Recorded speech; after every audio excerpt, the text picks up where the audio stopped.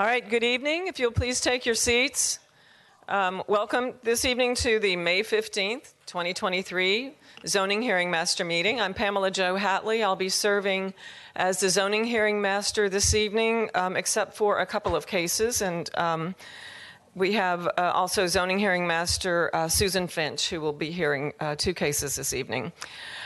So if you have any items on you that make noise, cell phones, computers, or anything, would you please silence those at this time? And then if you would please stand as you're able for the Pledge of Allegiance.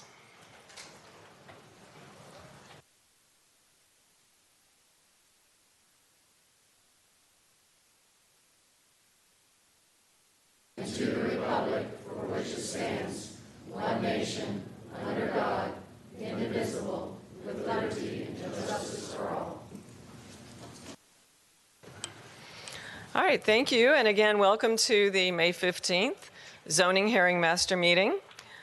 Before we get started, I'd like to introduce Mr. Brian Grady of the Hillsborough County Development Services Department. Mr. Grady will introduce staff and any agenda changes, withdrawals, or continuances today. Madam Hearing Officer, again, Brian Grady, Hillsborough County Development Services. Michelle Heinrich with staff will go through the changes to the agenda and introduce staff. Thank you. Good evening. Before we begin, we also have with us, as you heard, Brian Grady with Development Services, Cameron Clark with the County Attorney's Office, and Carla Lanos with the Planning Commission. And I will start off by going over one of the changes to tonight's agenda, and that is agenda page 7, item D3, which is PD rezoning 22-1390. Staff is requesting a continuance of this item to the June 20th, 2023 ZHM hearing. All right, thank you. Do we need to hear from the applicant on this, or the public, or? Okay. Is the applicant here? All right. So this is a staff requested continuance. It is, ma'am. All right. So this is item rezoning PD 22-1390. It's agenda item D3, and this item is continued to the June 20th, 2023 Zoning Hearing Master Meeting. Thank you. I'll now go through the published withdrawals and continuances, starting with item A1, PD 22-0648. This application is being continued by the applicant to the June 20th, 2023 ZHM hearing. Item A2, Major Mod Application 22-0671. This application is out of order to be heard and is being continued to the June 20th, 2023 ZHM hearing. Item A3, PD 22-0877. This application is being continued by staff to the June 20th, 2023 ZHM hearing. Item A4, Major Mod 22-1239. This application is being withdrawn by the zoning administrator in accordance with LDC section 10.03.02.C2. Item A5, PD 22-1257. This application is being withdrawn by the zoning administrator in accordance with LDC section 10.03.02.C.2. Item A6, PD 22-1330. This application is being withdrawn from the ZHM process. Item A7, PD 22-1503. This application is out of order to be heard and is being continued to the June 20th, 2023 ZHM hearing. Item A8, Major Mod Application 22-1510. This application is being continued by staff to the June 20th, 2023 ZHM hearing. Item A9, PD Application 22-1577. This application is being continued by the applicant to the June 20th, 2023 ZHM hearing. Item A10, Major Mod 22-1637. This application is out of order to be heard and is being continued to the June 20th, 2023 ZHM hearing. Item A11, Major Mod Application 22-1638. This application is out of order to be heard and is being continued to the June 20th, 2023 ZHM hearing. Item A12, Major Mod Application 22-1639. This application is being continued by staff to the June 20th, 2023 ZHM hearing. Item A13, 22-1647. This application is being continued by staff to the June 20th, 2023 ZHM hearing. Item A14, Standard Rezoning 22-1654. This application has been withdrawn from the ZHM process. Item A15, PD Application 22-1688. This application is being continued by the applicant to the June 20th, 2023 ZHM hearing.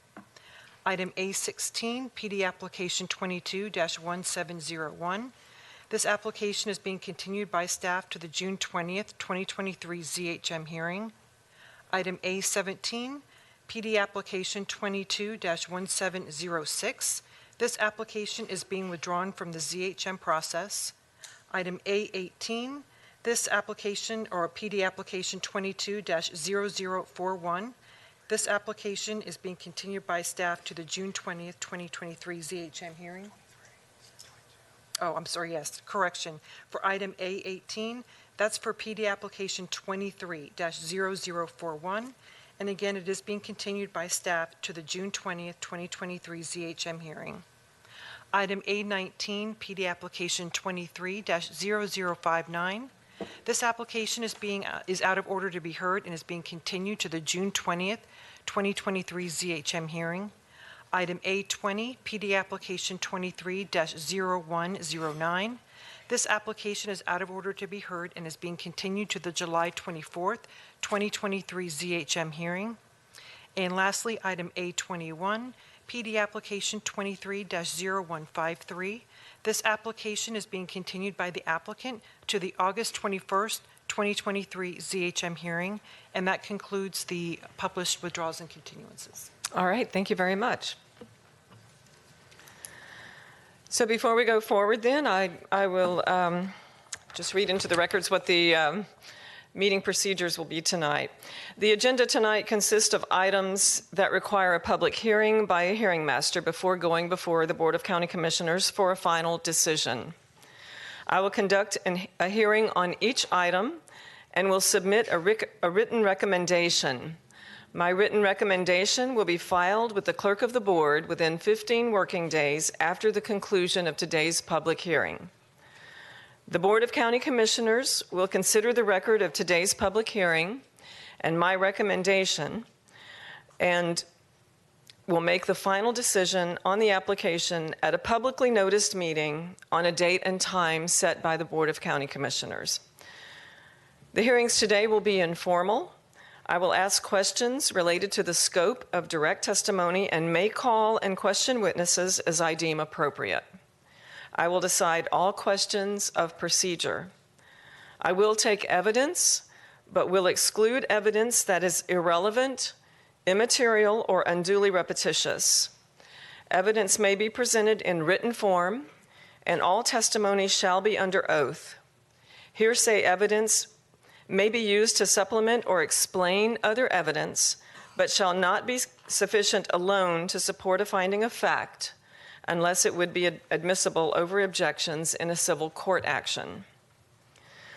The order of presentation tonight will be as follows. First, county staff will introduce each item.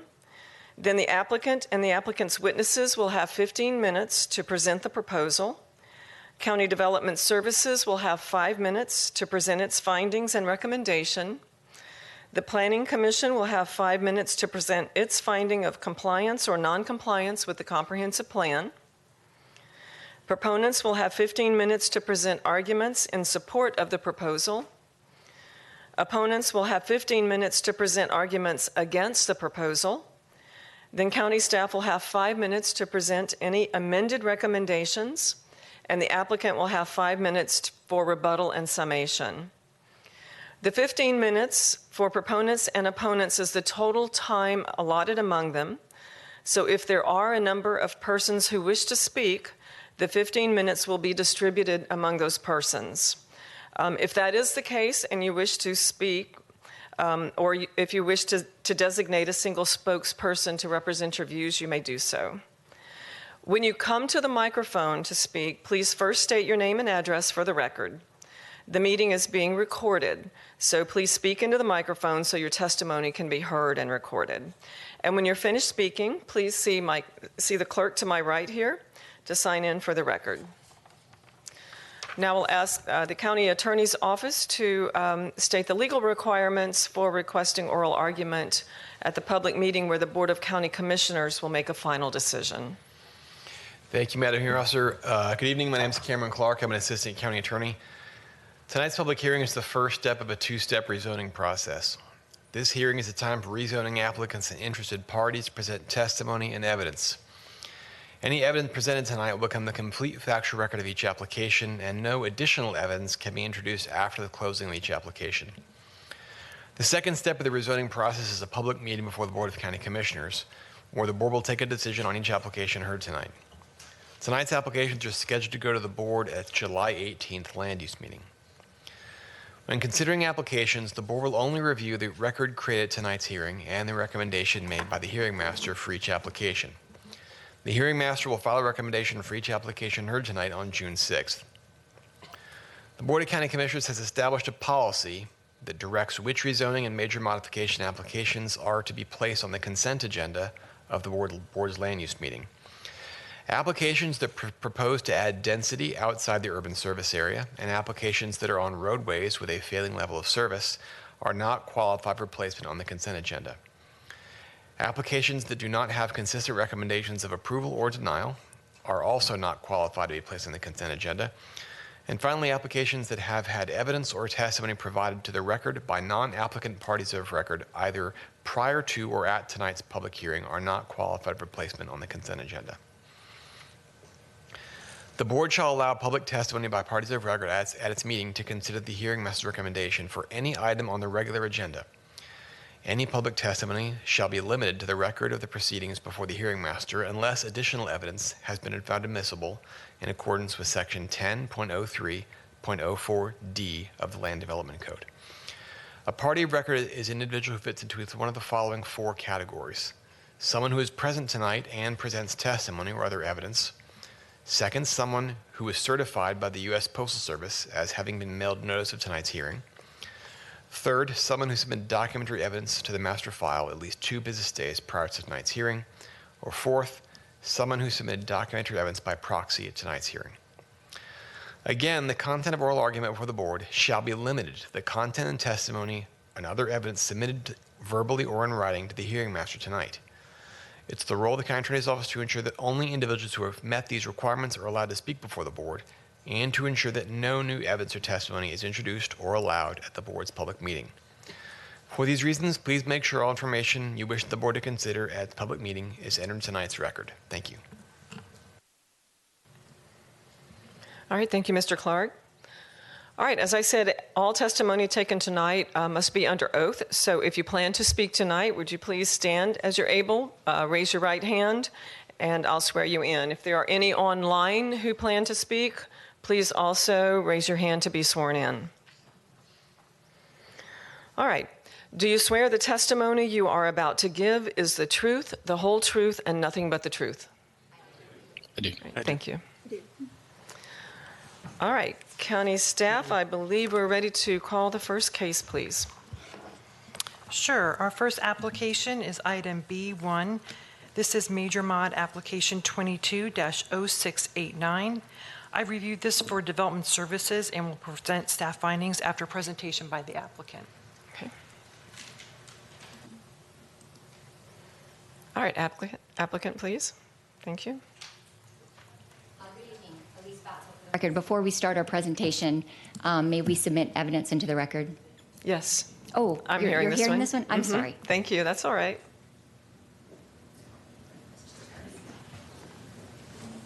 Thank you.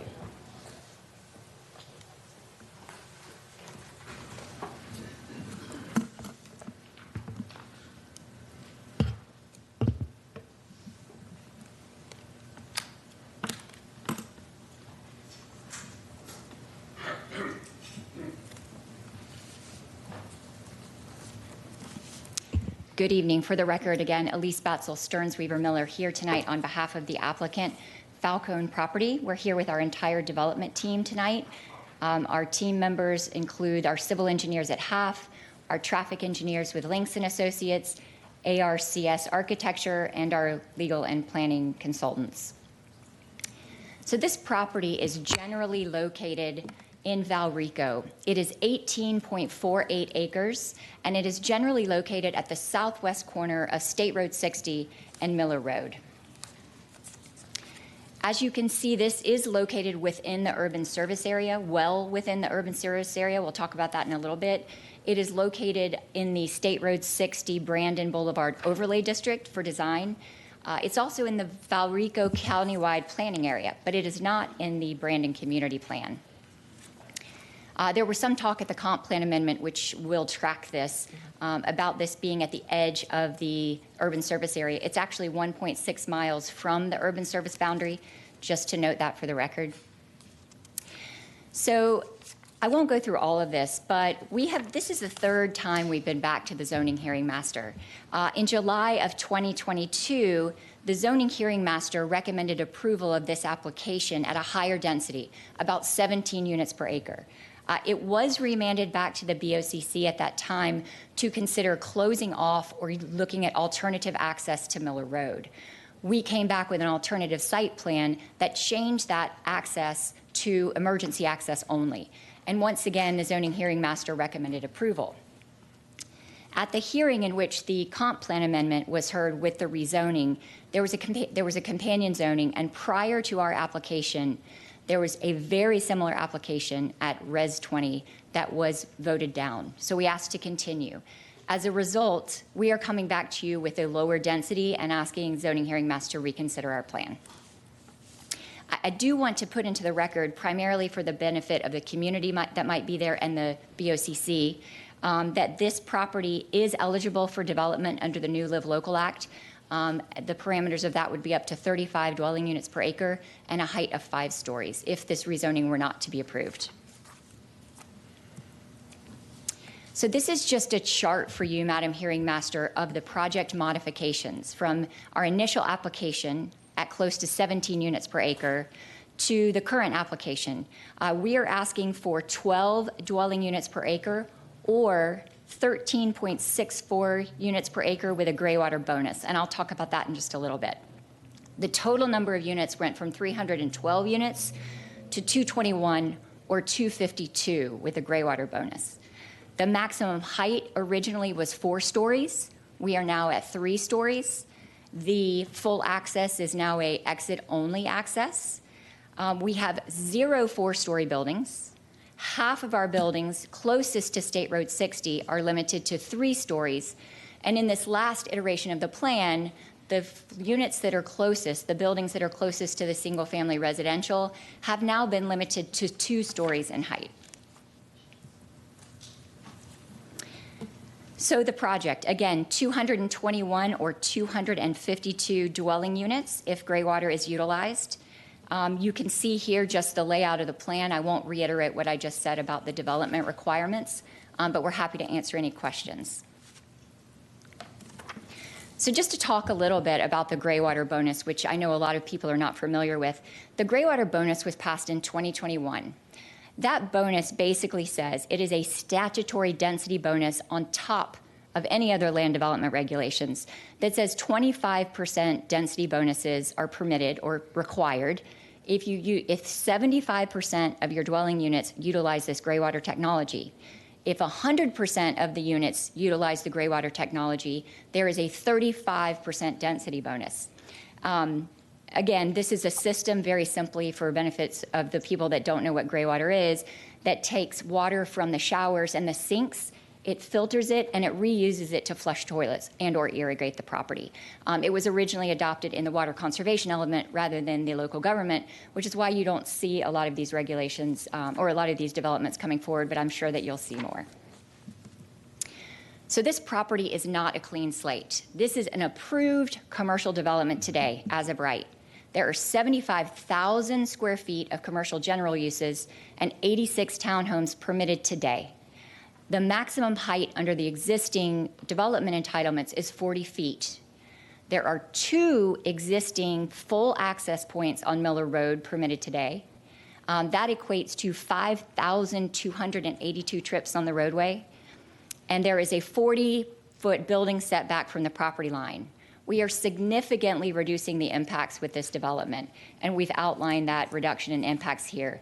3 stories, 0 full access points on Miller Road, a reduction to 1,691 trips per day, and a 95-foot setback on the southern boundary.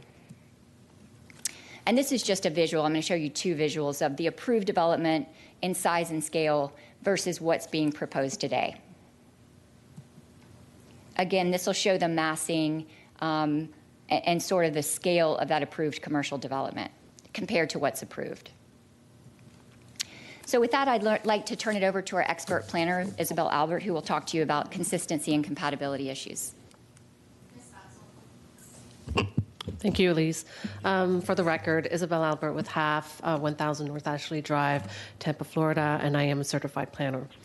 So this brings us to the infill. You know, the comprehensive plan does talk about the infill. We try to discourage commercial development.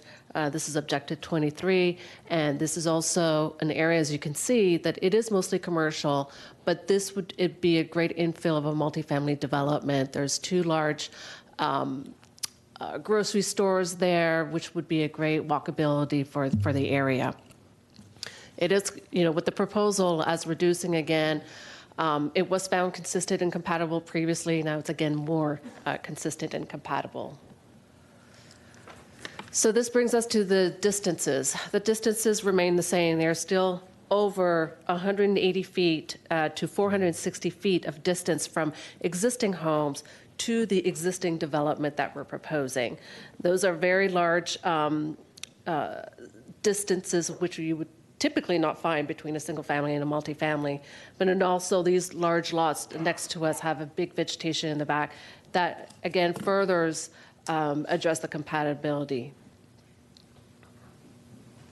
And this takes us to what the before and after. Ms. Batzel showed you the setbacks and the buffers requirement that were previously approved and how our development is actually increased. The increased setback is definitely along the south, east, and west, and that is performed with our development. And these go back to the site vision or site triangle. Previously, even with the 4 stories and 3 stories, it was found compatible. You could see the site that even with our buffers, their existing development that's currently approved is there seen in red, and then with our proposal is definitely going to be make a better site of visual. And this is seen throughout all the development around every time to all different angles. You see that the previous commercial and townhomes with a shorter setback and greater height can be seen, but with our proposal, that is reduced.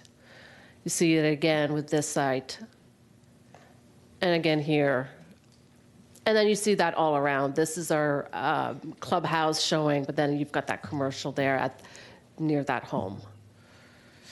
And again, and then there's this actually, you'll see with this on new development, which is so much better. And next, it will be Steve Henry, and he will go through transportation. Thank you. Thank you. Can you come sign in, please? Good evening. Can you come Steve. sign in, please? Thank you. Good evening. Steve Henry, Links & Associates, 5023 West Laurel, Tampa, 33607. We have conducted a detailed traffic analysis for the project. What I want to do is give you a quick summary of the change over what was currently approved for the project versus what we're proposing. So up here it shows a trip generation comparison. The red is on your right, excuse me, on your left is the existing, which would generate about 5,882 daily trip ends, versus the green, which is what we're proposing, which would generate about 1,691. It's about a 78% decrease in the trip generation. Then we also looked at AM and PM peak hours. Again, the red is existing, the green is proposed. AM, 214 is the approved. 101 would be what we're proposing, a 52% reduction. And then in the PM 506 versus 129, a 74% reduction. So overall, the proposed project before you tonight is a significant decrease in traffic over what could be built there based on the existing zoning that's out there today. Thank you. Thank you. For the record, Elise Batzel again. This bar graph just shows the changes to height and density from each of the proposals that have been brought before the zoning hearing master. Development Services staff has recommended approval at each iteration along the way. Planning Commission has found it consistent at each iteration along the way. And the prior zoning hearing master's approval was a recommendation of approval. In conclusion, and I think this is really important, this developer has tried very hard to make accommodations for community concerns. There were community meetings. At each expression of a concern, they went back to the drawing table and they changed the plan. I give them a lot of credit because there's not that many developers that would do this. And they're back here today. Even with the option of developing under the Live Local Act, they believe this is a good plan and it's an economically viable plan. And so they are bringing it back to you for a recommendation of approval, we hope. I do want to just mention that the resumes for our experts, both planning and transportation, are in your materials and qualifies them as expert witnesses, and we'll reserve any remaining time for rebuttal, please. All right, and just... Any questions? Yes, ma'am. You voluntarily then changed that plan amendment from Res 20 to Res 12? That wasn't something that was requested? Okay. That was not requested. Okay. The alternative plan that was moving forward that was very similar to ours in a very similar location did get voted down in a split vote. And so the developers decided not to go to Res 16, in fact, but to go to Res 12 with a graywater bonus. And the reason that we did that is Res 12 is the comp plan amendment. The graywater may get us a little bit extra density, but then the issues with respect to that comp plan category and whether that is consistent with all the other development pattern tends to be an easier approval. So that's why we did that. I understand. Thank you. All right. Thank you. Any questions for the development team? Not at this time, no, thank you. Thank you very much for your time. Hello, Michelle Heinrich, Development Services. Again, this is a remand review for major modification 22-0689, which, as you saw, is a request to modify the existing PD, which is entitled with commercial and townhome uses, instead replacing those with multifamily uses. A related comprehensive plan amendment is also proposed, and both the major mod application and the comprehensive plan amendment will be heard together at the August 10th, 2023 BOCC CPA hearing. And again, that's August 10th, 2023. The request has various changes from the previous application, which was heard in October of 2022. Those include some request changes and some layout changes. As you heard first, the comp plan amendment has changed from Res 20 to Res 12, and also with the graywater density bonus. And this will reduce the proposed number of units from 312 to 221 if they utilize the 12 unit per acre option, or 252 if the graywater system bonus is used. And on the site plan, there were some other changes, one being to convert the two southernmost buildings from 3-story to 2-story, to add an additional building, which will be 2 stories in height, reduce the southern setback from 185 feet to 90 feet, shift the southernmost parking and drive aisle southward, reduce the southern buffer from 50 feet to 20 feet, reduce the western and eastern setbacks from 110 feet to 100 feet, reduce the northeastern setback from 96 to 90 feet, convert the 2 buildings south of the clubhouse from 4-story to 3-story. And also in the report, it mentions that the northeastern buffer would go down to 15 feet. However, the applicant has opted to change that to 20 feet so that there will be no change in that. With these changes, the project continues to meet or exceed LDC requirements related to setbacks, buffering, and screening. Therefore, staff continues to find the request compatible with the surrounding area. As you heard from Ms. Batzel, there is the gray water systems bonus that the applicant is seeking. And as you heard, it can allow up to 25% increase. For this project, the applicant is requesting an additional 31 units, which would be a 14% bonus if they choose to utilize that. Staff does recommend approval, subject to proposed conditions, and I'm available if you have any questions. All right, thank you. Planning Commission?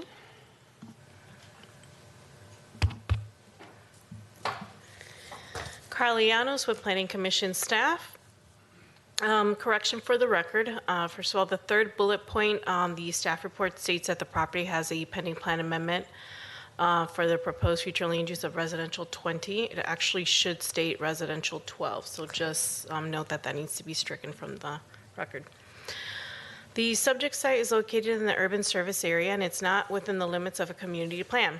The property has a future land use designation of residential 9 and residential 4.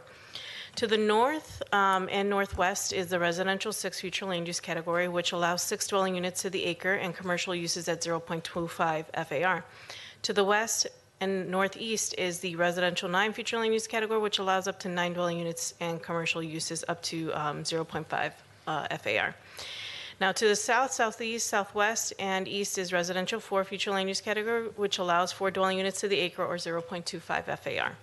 Surrounding area is characterized by public institutions, light industrial, light commercial, and single-family uses. The property does have frontage on north on State Route 60, which is a 4-lane roadway considered to be a transit corridor. To the west of the property is a drive-through restaurant with open storage, vehicle rental, and to the east and southeast is the Winn-Dixie Shopping Plaza, a drive-through restaurant, and a barbershop. South and southeast are single-family detached homes. North, northwest, northeast is a mobile home park community, a realtor's office, and the United States Postal Office. The applicant is requesting a major modification of the plan development to allow for 252 multifamily apartments, or with the gray water bonus, or 202 dwelling units without it. Now, we understand that this project was remanded back to at the Board of County Commissioners on March 9th, again to reduce the future land use category to residential 12. So Planning Commission staff did review the request per the residential 12 future land use category. Now, at this current state, we find that the proposed request is consistent with the growth management strategies. It recognizes the benefit of concentrated growth, where existing capital investments do exist, such as centralized water and wastewater facilities, major roadway access, and public services. The property is found within a wellhead protection area. However, the proposed apartment complex does not conflict within the wellhead protection area or the list of restricted activities within that area as well. Now, the site plan provided by the applicant dated April 25th, 2023, it shows, proposed apartment complex composed of 8 buildings, 4 garages and a clubhouse. Staff has analyzed the site plan and the narrative and other supporting documentation. PC staff finds that the proposed mitigation is consistent with the comprehensive plan policies. Furthermore, the property was once approved for a plan development with a maximum of 75,000 square feet of commercial general uses and 86 townhomes. The proposed development increases the density, however, it does remove the commercial entitlements. The proposed site plan accomplishes a good design practices by concentrating buildings towards the middle of the site, and it creates a far enough setback to offset any potential negative impacts to the surrounding uses. Overall, the proposed major modification would allow for a development that is consistent with the goals, objectives, and policies of the unincorporated Hillsborough County Comprehensive Plan, and it is compatible with the existing and planned development pattern found within the surrounding area. I'm glad to answer any questions you may have. No questions for you, thank you. All right, is there anyone here or online who wishes to speak in support of this application? I do not hear anyone. Is there anyone here or online who wishes to speak in opposition to this application? Please come forward. Remember to state your name and your address into the microphone, please. My name's Charles Bothy. I live at 2303 Highway 60, which is just right next to this planned development. In 2015, the zoning was changed to residential 9. We know there's going to be growth, progress. We feel that residential 9 is going to impact the neighborhood adversely right now, and that's with less than 100 units. What they're proposing now, they had proposed residential 20, which got turned down. Now it's residential 12, but it's still raising the dwellings to maybe 250. I live right next to where this development is proposed. It is a parking lot out there. Highway 60 is a main evacuation route. Now it's supposed to be widened, but it hasn't even been funded yet. And we realize there's going to be development, progress, but we feel that this is going to be too dense and just out of character for our neighborhood. And that's really it. Thank you so much. Yes, sir. Thank you.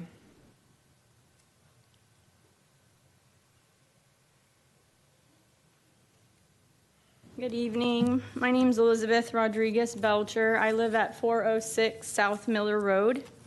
I'm a concerned member of the community. I appreciate that the developers have changed the design to be a little bit better, but I still feel that the density is too high for the area. And the reason that I'm here today is because I have attended multiple townhouse meetings, public hearings, public meetings with the commissioners, and everybody's complaint is traffic. Our road systems cannot handle what we have now. And it is frustrating to the people who actually walk and drive our roads. We want something, we know it's going to be developed. It was already redeveloped to, rezoned to the RS 4 and 9 and a little bit of commercial. Now they're asking for this because the pandemic has happened and we're having a housing crisis. At one of the meetings that I attended, a town hall meeting with the commissioner, number one complaint by the sheriff's department in Hillsborough County is speeding and aggressive driving. We're number 2 in Florida, our county, for that. Highway 60 is an evacuation road. Lithia Pinecrest is an evacuation road. In a case of an emergency, how are we going to get out, the citizens that live there? Why do we continue to approve these high-story, high-dense projects when our roads do not? They can't stand them. They can't withstand them. And I know that they have their their transportation reports, but as a common citizen, I don't understand all that stuff. But I do know that our sidewalks on Miller Road, we're within 2 miles of a school. Both sides are not developed. They're dangerous. We don't have street lights to walk down Miller Road. There are a lot of people that walk, but there's a lot more people that drive. In one of the town hall meetings, the sheriff department has said that we are behind on fire station. We need 22 fire stations in our area to accommodate the people that we have now. And now you want to double and triple the number of people that are coming in. It is not fair to the community because we live here and we value our quality of life. I'm sorry, I'm nervous. Also, I contacted the FDOT. We were promised that State Road 60 was going to be widened. Their words are 2029. It has been deferred to 2029 due to funding constraints. Funding is a major issue, and we don't have funding for our roads. We don't have a subway system. We don't have good bus transportations on Miller Road, not to mention the exits from Winn-Dixie, from Hungry Howie's. I know they're going to only do an exit, but it is a nightmare now because people have to look far to see if they can turn left onto Miller Road. The roads are the issue, and that is the major point. Thank you. Yes, ma'am. Thank you. All right. Is there anyone else here or online who wishes to speak in opposition to this application? All right, don't hear anyone. Development services, anything further? Nothing further. Okay. Applicant?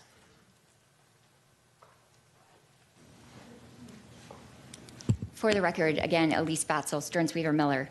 Mr. Bothy's house is located between this development and other commercial development right along State Road 60.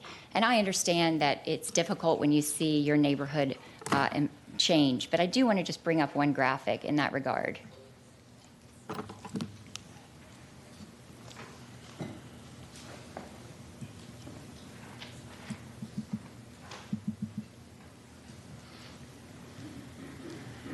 Ms. Albert testified that this was an ideal urban infill situation.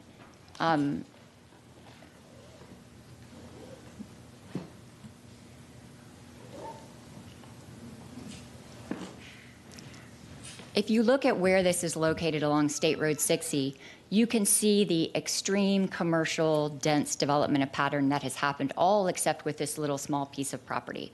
There's commercial development to the north, there's commercial development to the west, there's commercial development to the east.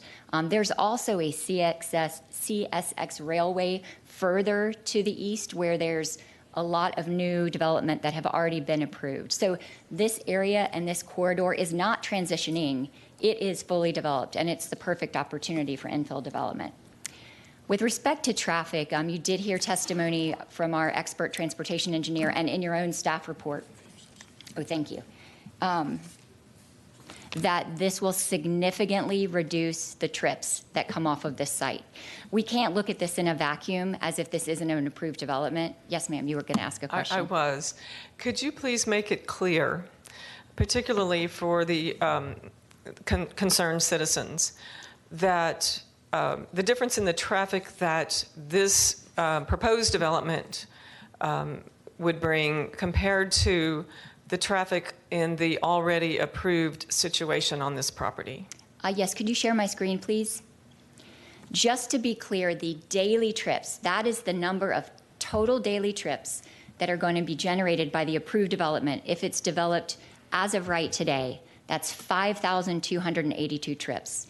We are reducing that transportation and traffic trip generation impact by 68%. It will be reduced to 1,691. In addition, if you look at the AM and PM peak hours, as Mr. Henry already testified, there's a 52% reduction and a 74% reduction in the number of trips that will be generated from this development. Okay, and this is comparing? This is comparing the approved development that can be built as of right today versus the development that we are proposing. All right, thank you for clarifying that. Absolutely, of course. Your transportation staff has also commented with expert testimony in the staff report, this will significantly reduce the trips.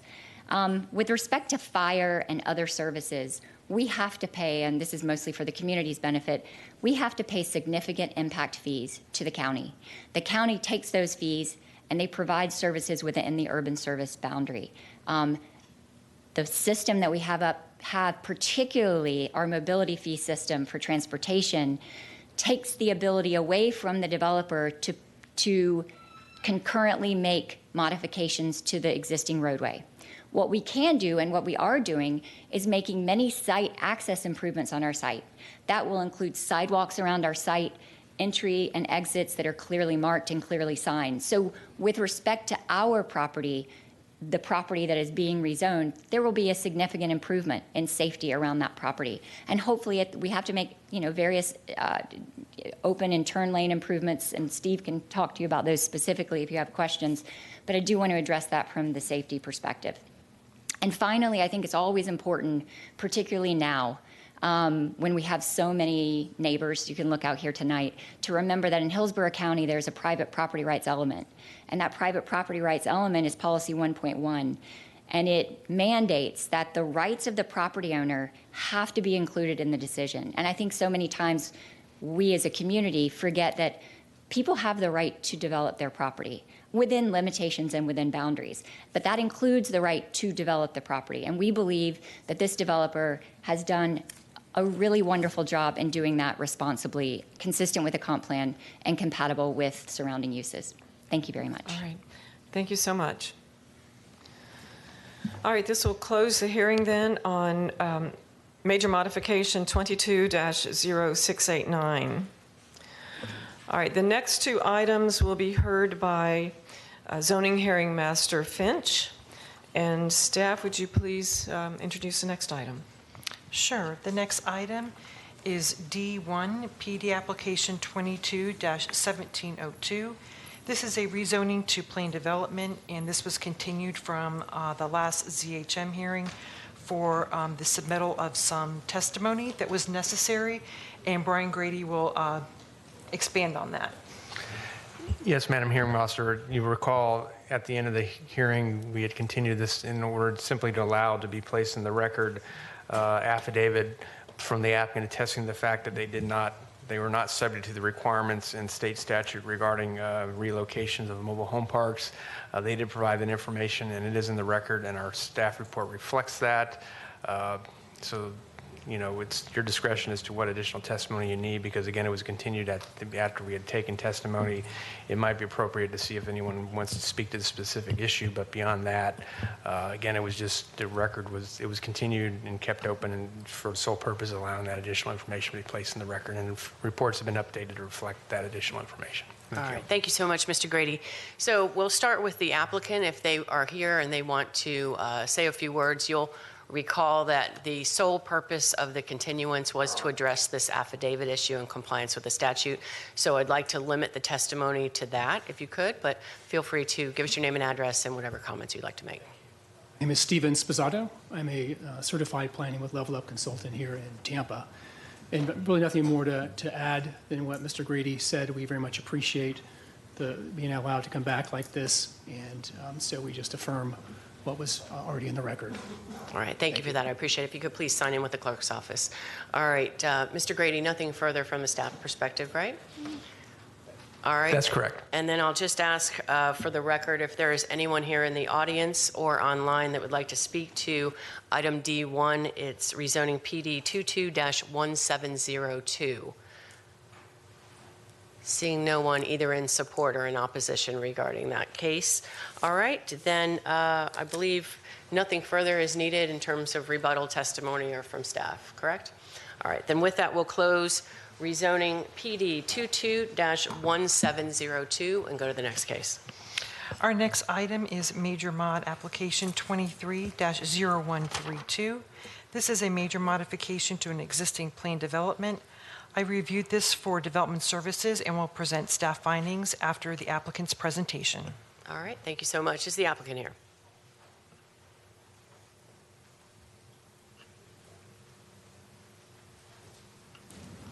Good evening. Good evening. I have some binders to place in the record while I'm queuing up the presentation. Okay.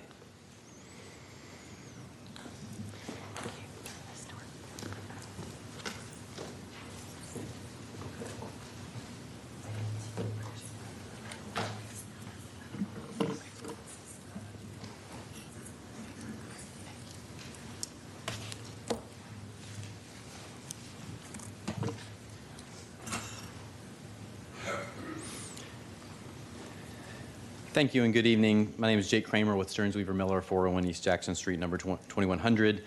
Please be representing GL Homes on this application tonight, proposing a major modification to redevelop an abandoned golf course in the Pebble Creek plan development.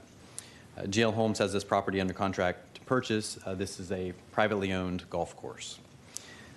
We've offered two binders into the record. The first one, all of those materials were placed into the record last week. They include expert reports, as well as all of our CVs.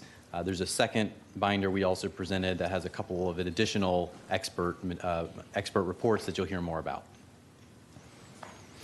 So we realized with this application that we needed to be sensitive to the needs of the existing community. This is infill development. And we really felt we had to assemble a team that had golf course redevelopment experience. Now, GL Homes, the applicant, does have golf course redevelopment experience. Just in the past 5 years, they've worked on 4 redevelopments in Florida. But before we jump into what we're proposing, I want to give you some perspective. Pebble Creek is really an ideal infill location, and the comprehensive plan strongly supports that infill redevelopment. As you can see here, it's actually in a bit of an enclave. It's sort of a hole in the donut. You have in yellow developments in Pasco, unincorporated Hillsborough, and the city of Tampa that are mostly built out. And in orange are relatively newly approved developments that are in various phases of construction. So this area is really, it's one of the fastest growing areas in the state and really in the country as well, in Pasco and Hillsborough County. Now, this site is within Res 4, and the zoning is PD. So this site is within a larger PD called the Pebble Creek Plan Development. It was developed in 1970, it was approved in 1972 rather, which was about 5 years after the golf course was initially developed. Neither the PD nor any of the documents on title restrict the use of the property to a golf course in perpetuity. This PD has 689 excess and unbuilt units, according to the staff report. We're not asking for any additional units. We're just asking to place a portion of those approved units on the golf course. So here's our concept plan. There's a large copy in your binder if it's easier to review it that way. Again, we're requesting 251 single-family homes at a density of only 1.7 dwelling units per acre. We're adding one access on the west off of Regent Park Drive to connect us to Bruce B. Downs. We have 25 acres of wetlands that we will be protecting to ensure the health of Pebble Creek, and 5 neighborhood parks are being created. We'll talk about those in more detail. So this area has changed just a little bit since Pebble Creek was built initially, the golf course, in 1967. So I wanted to help put this in context. When this golf course was originally built over 50 years ago, it was the first thing to be developed in this part of the county. And the course today has been closed for a number of years, and under modern golf course design principles, it's really considered substandard. So in 1967, humans had not landed on the moon. We just got our first handheld calculator. We were in the Vietnam War, Beatlemania, and we just got the Big Mac. So a lot has changed in 50 years, not only in this area, but in planning principles. And one of the primary planning principles is that as communities evolve, our plans should too. So we tried to do that in designing this project, and I'll give GL Homes a lot of credit because the very first thing they did for almost the entire year, first year they had the property under contract, was they spent time engaging with the community. They listened and didn't submit anything into the county until they had had a number of community meetings. They had had a number of manners and mechanisms of community outreach to really get as much feedback as they possibly could to design this project.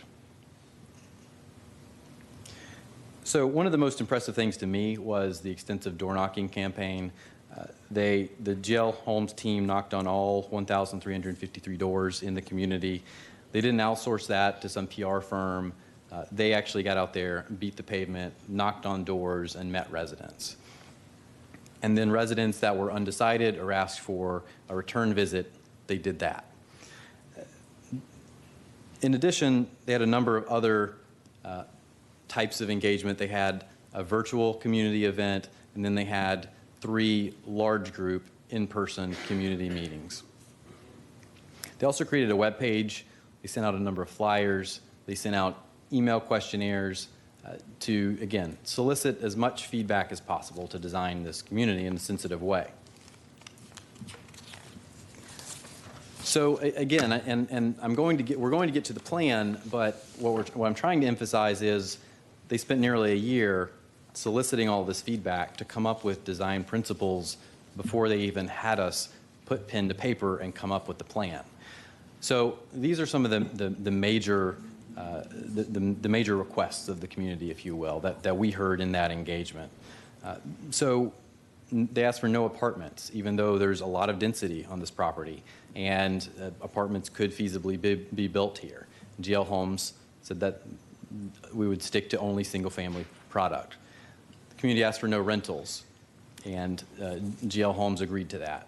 So this will be for sale product only. The community asked for density less than the maximum that could be allowed, both in the PD and on the property, and we've done that. One of the most important things we heard from the community was no entrance into the heart of the neighborhood. Transportation staff initially asked us to consider a second entrance into really the heart of the community. After we got their feedback, we worked with transportation staff to make sure that wasn't going to be something included. They asked for us to find ways to protect the environment. You'll hear about that later. They asked to protect their quality of life and not overburden the existing community's parks, which is why we're adding parks. They asked for guaranteed maintenance mechanisms because the property really is an eyesore right now because it's been abandoned. So we'll be doing that through an HOA. And then they asked us to meet the code requirements. So we designed a project without any PD waivers or variations, which in my experience is fairly unusual. So with that, I'd like to bring up our certified planner, Stephen Sposato, to walk you through some of the planning concepts. Thank you, Jake. Stephen Sposato, certified planner with Level Up Consulting, 505 East Jackson Street here in Tampa. The planning issues are straightforward, as evidenced in the staff report. The project is consistent with the comprehensive plan and is compatible with adjacent development. It's infill, located in the urban service area where development is encouraged to go. There's efficiencies with existing infrastructure, public utilities, and that. We are proposing a change in use, which is single-family detached, which is the same or similar to what is found adjacent or along our edges. With as Jake mentioned, with fee simple ownership, each owner has a vested interest, and primarily through the HOA, to ensure maintenance and upkeep of common area features. And with an infill project, there's kind of two tracks, substantial emphasis on design. So our design professionals, best practices, layering information, soils, vegetation, those kind of things to come up with a plan. But I think what's most remarkable about this project, and Jake really went over it as well, is the community involvement process. And I've been a planner since the mid-90s, not quite as old as the golf course. But this is the most, I think, robust involvement process that I've seen. It's been thorough and comprehensive. Let me go to, here we go. Okay. I mentioned that project is compatible with the comp plan, and noted that we're proposing single-family detached. Really with a design emphasis on our edges, and this graphic shows density. We're at 1.7, which is less than the single-family detached that's around us, which is the yellow color. And our density is substantially influenced by the amount of preservation in lakes, but it's substantially less dense. If you look along the western boundary of the site, where you see some of the oranges and the browns, that density is much more substantial than what we're proposing. It includes townhouses and multifamily. But overall, density is at, sure that 3.29 units to the acre. The culmination of these efforts is our PD site plan. So the design focus with the design professionals and the community involvement really comes to this plan. And this ensures the consistency and certainty as the project moves from this point to construction. So the amenities and enhancements not only focused on what's within our modification boundary, but also benefit the community of Pebble Creek generally. These are some examples, and they include a 3.2 acre community park, and that's kind of along the western boundary near our project entrance. And then there's 4 passive parks on Regents Park Drive, and I'm going to highlight one of those with a rendering or perspective, and this is number 4. We call it, it's the Peninsula Fishing Park. And this is a perspective looking from Regents Park Drive through the park, with showing the edge of the lake, and then into the community. The emphasis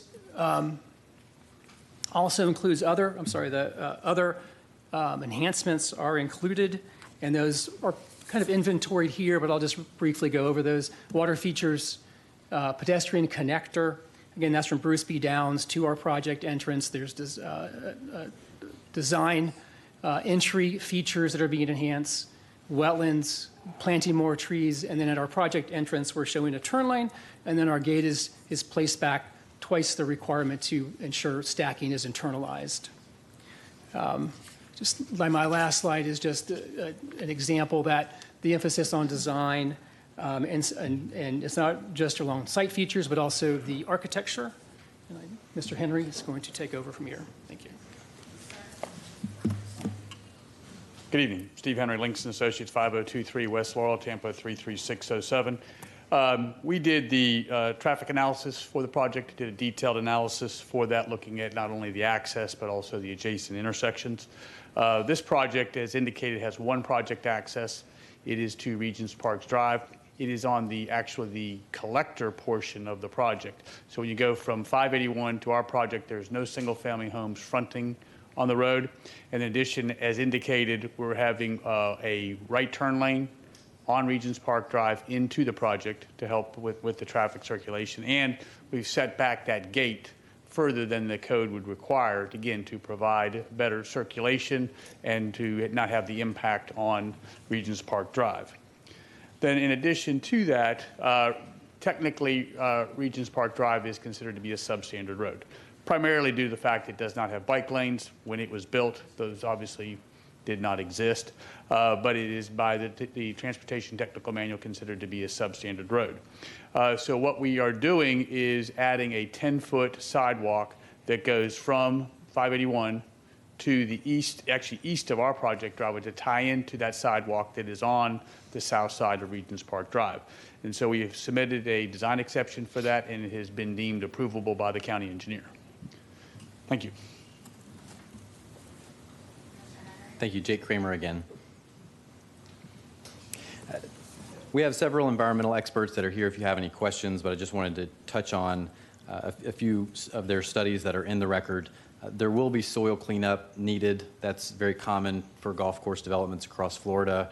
This will be overseen by Florida DEP as well as local agencies. They're very familiar with the process, as are we. We'll be following those rules and regulations. Again, we did design this this site as much as possible to avoid wetland impacts and protect the health of Pebble Creek.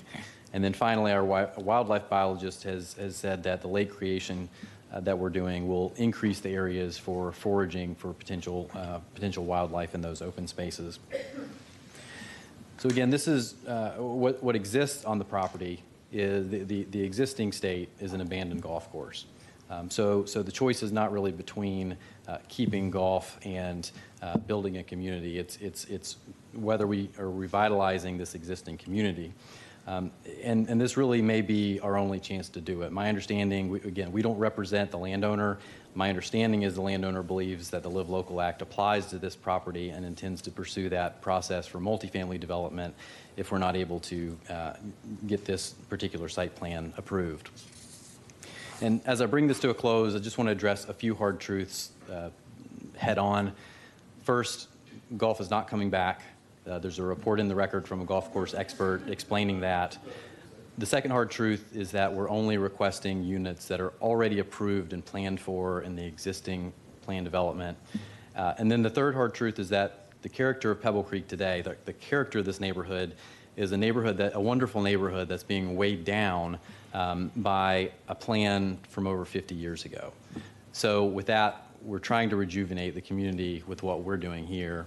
And our team is here if you have any questions. All right, and right under the wire. I do have some questions. Sure. And pertaining to several of your experts, I didn't want to interrupt your presentation, but here we go. You.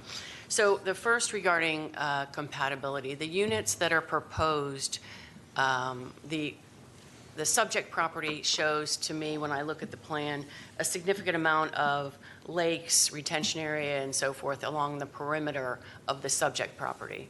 So my question is, for those existing homes that are in Pebble Creek, the existing part of the development outside of this boundary, for anyone that now currently fronts that golf course, is there, in the new plan, is there anyone that would then front a single-family home in your proposed site plan?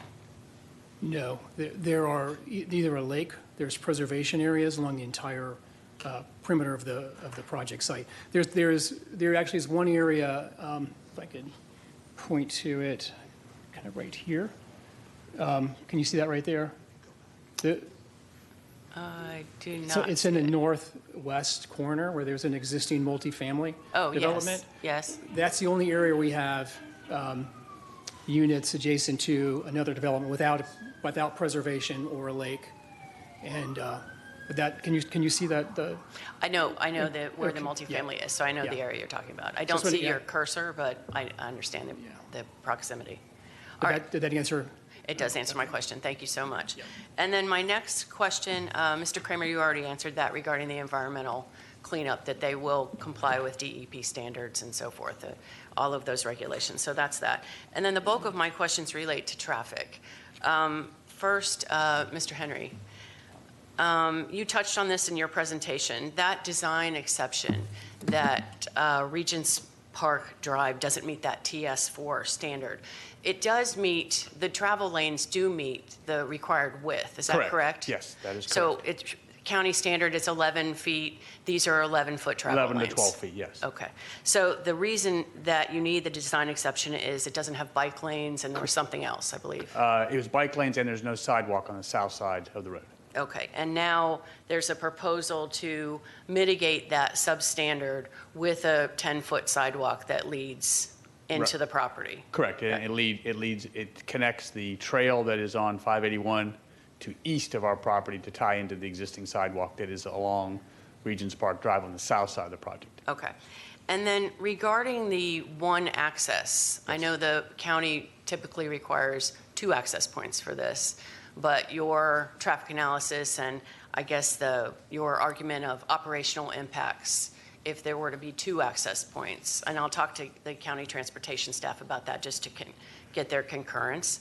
Sure. But is it true that if you wanted to, you could leave the subject property parcel and you could turn right on Regents Park northbound and go all the way around to get out another entrance? Is that correct? Sure. You're not blocking that access? No, we're not prohibiting that. Obviously, you'd be going significant way out of your way to be able to do that. So that's why we don't believe that anybody would do that. But could somebody do that? Yes, they could.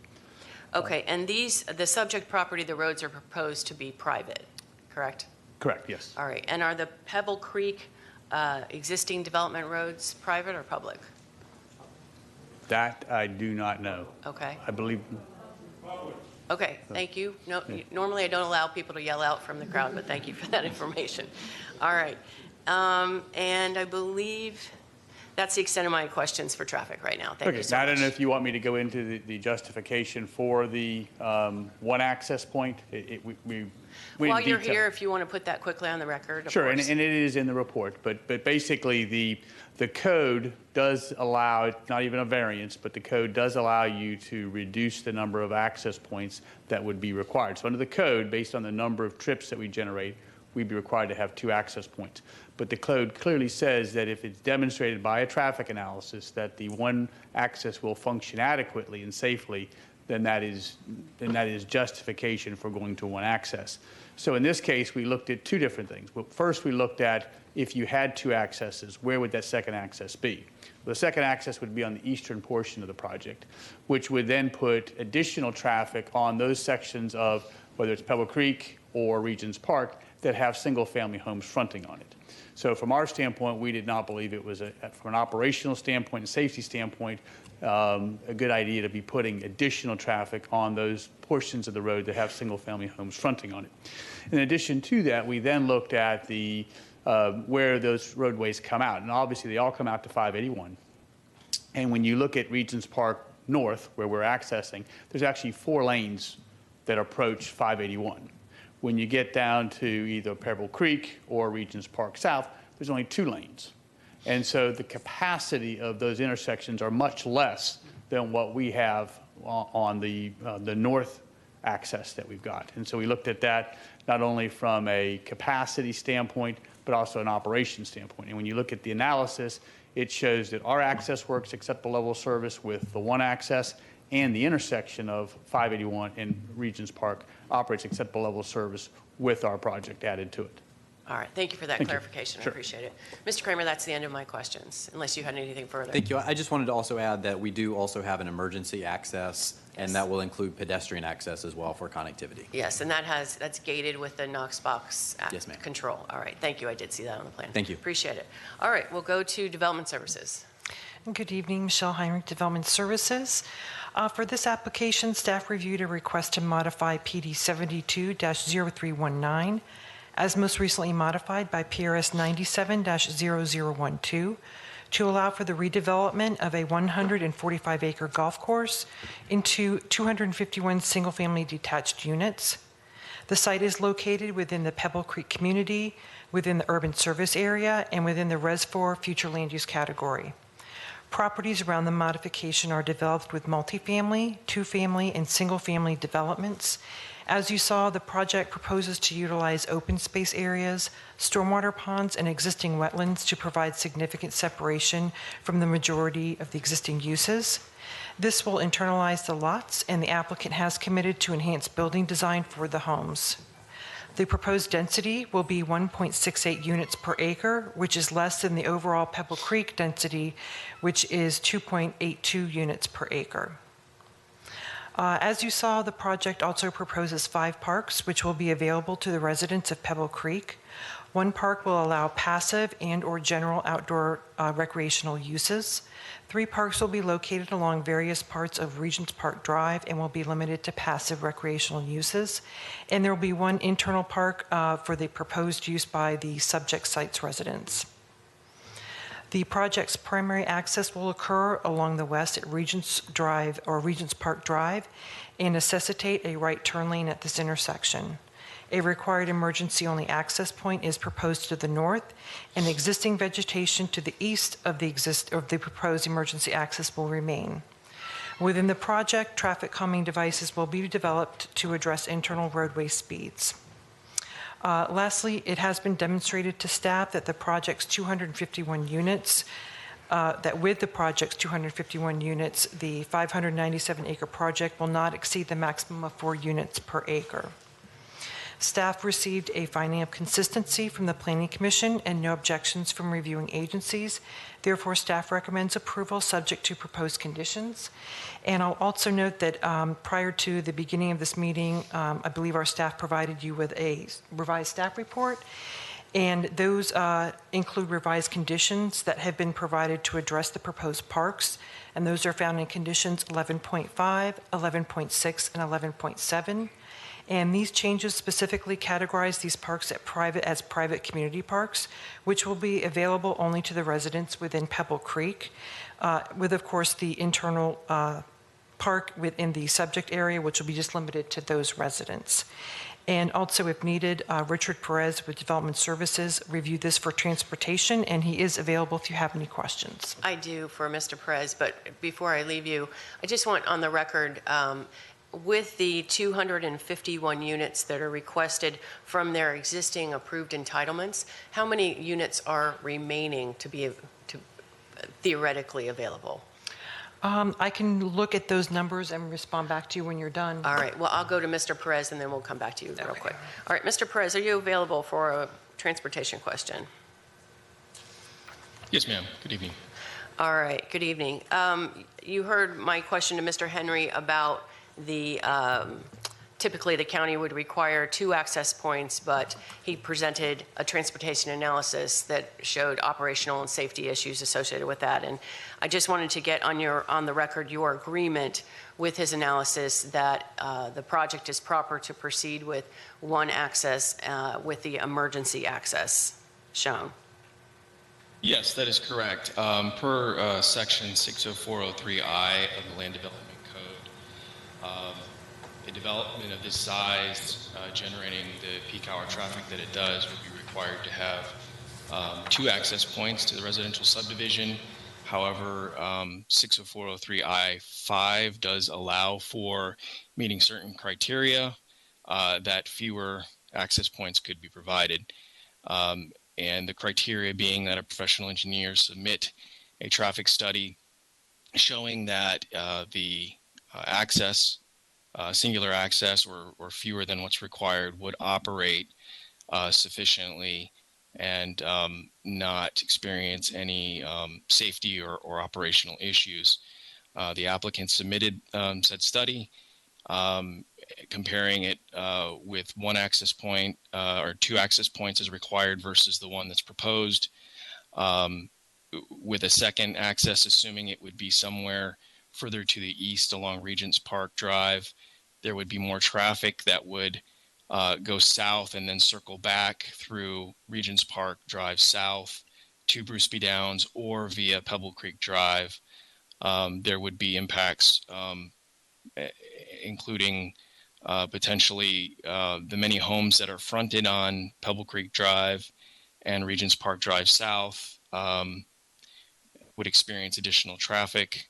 And then the intersections both of Pebble Creek Drive and Regents Park Drive south with Bruce B. Downs, the study shows that they would have less capacity to deal with the increased traffic. The study was reviewed with the county engineer and found acceptable and in accordance with the LDC. Let me be on the record. Thank you for that testimony, Mr. Perez. I appreciate it. All right, Ms. Heinrich, do you have that answer of how many units would be left if the Not yet. 251? I'm sorry, not yet. I'm trying to find something in the record. Okay. I think Mr. Smith has something. Oh, well, we might. Oh, yeah, thank you. Great, thank you. This was the exhibit I was looking for. He was able to pull it up much faster than myself. He said according to their calculations with what's developed and what's proposed, there will be 439 units left. Left, okay. All right. Thank you for that clarification. Thank I appreciate it. All right, we'll go to the Planning Commission. Carla Llanos with Planning Commission staff. The subject site is located within the urban service area and it's not located within the limits of a community plan. The property has residential 4 future land use category, which can be considered for up to a density of 4 dwelling units per the gross acre and a maximum FAR of 0.25. The future land use category is intended for areas that are suitable for residential development. Typical uses are not limited to residential. They can be suburban scale neighborhood commercial, office uses, and multi-purpose projects. Of course, subject to locational criteria. The subject site abuts the neighborhood mixed use 4 future land use category to the north. To the west, south, and east is the residential 4 future land use category. To the northwest, there are public, quasi-public, and residential 6 future land use categories across Bruce B. Downs Boulevard. Recreation and open space uses are currently existing on the subject site. The homeowner association, multifamily uses, single family, all about the sides of the subject site. The north inlet of the subject property is directly adjacent to a public institutional use, which is currently operating as the Hillsborough County Wastewater Treatment Plant. Predominant character of the surrounding area is residential in nature with a mixture of multifamily and single-family dwelling units interspersed throughout. Now, the subject site is surrounded by a planned development, a zoning district on all sides, and we do have some agricultural single-family, et cetera. The applicant is requesting a major modification, as we all know. Now, one of the major aspects of what Planning Commission staff reviewed for this application was the comprehensive plan policies in regards to minimum density. At the current moment, minimum density to be met would require the property to be developed with 75% or more of that future land use category, which requirement would be 499 dwelling units. The applicant is proposing 251, which is below that minimum requirement. However, policy 1.2 does allow for exemptions to that minimum density. So one of the exemptions is if you are compatible with the surrounding area or the development pattern, and as a result, this property does qualify for that. So in terms of compatibility, Planning Commission staff does find it consistent with the surrounding pattern that is currently in existence in the area. Now, the proposed lot size is slightly below. However, there is an average range between 6,700 square feet and 22,500 square feet minimum lot size in that area. However, with the overall consistency of compatibility and looking at how it's a gradual transition between uses, Planning Commission staff supports this and finds this consistent with the comprehensive plan policies. So overall, it is consistent with the goals, objectives, policies of unincorporated Hillsborough County Comprehensive Plan, and we'll be glad to answer any questions. No questions at this time, but thank you for your testimony. All right, at this point, we'll go to people that would like to speak in support. I understand we have both people in the room and people that are participating virtually online. So if you remember from Ms. Hatley's original presentation, the code limits that testimony both for and against to 15 minutes. We have a little discretion if we have a large crowd, but we also have an agenda tonight to get through, so I can't let everybody go on for as long as they'd like to talk. Can you show me with a show of hands in the room how many people would like to speak in support? All right, so I count, hold your hand up. 3, 4, 5, 6, correct? Okay. Do we have anyone online that would like to testify in support? How many people? So that would be 7, 8, 9. Okay. All right. So Allison, 15 minutes. Let's just say we'll go with 2 minutes apiece. If you want to just put your name and address on the record and say you are testifying in support, that's more than fine. If someone has already presented your point, please feel free to do that. But if I could have all of you stand up and come line up, it speeds up the process rather than waiting for you to come one by one. We'll start with the people in the room, unless you had a designated speaker you wanted to start with. But if you could come line up, it makes it go a little quicker.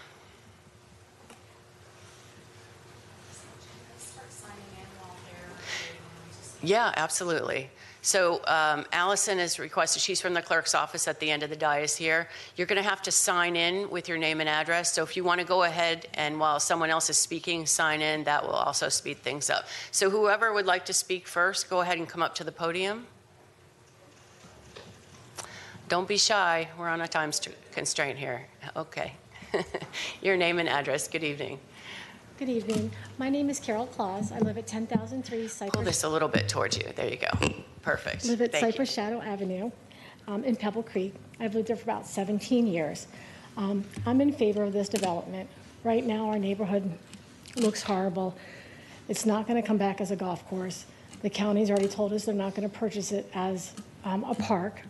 They don't have it in their budget. We've had other builders in the past that were interested that came in looking to build 400 plus homes there. GL has listened to us. We've met with them several times. We've given them a lot of feedback, and they have adjusted their plan for what we wanted. Some of our major issues were protecting our wetlands. We want to keep the wildlife there. They are preserving all our wetlands. They are increasing the water ponds from 20 to like 37 acres. They're increasing it by 17 acres, which is going to bring in more wildlife. They're going to plant 3,000 trees. They're giving our community 5 different park areas that we can share with the community, friends and family. You saw the picture of the dock going out over the water, benches, walkways, pedestrian path around the whole community, new entrances. There are things that we wouldn't get otherwise as a community, and we are an older community, and this is going to bring new life to our community. One thing that I want to say is that a lot of people are intimidated to speak up in favor. If you go to door and you actually talk to your neighbors, they are in favor of this. I did that just recently. Please be respectful. We're not going to have that. Go ahead, ma'am. So I've gone and this is what I was going to say. You get harassed. Just recently, all I said was posted online. We have a Facebook group with 809 members. There's 2 of them. And I said, be smart about this. Go to the GL meetings, ask your questions, and express your concerns.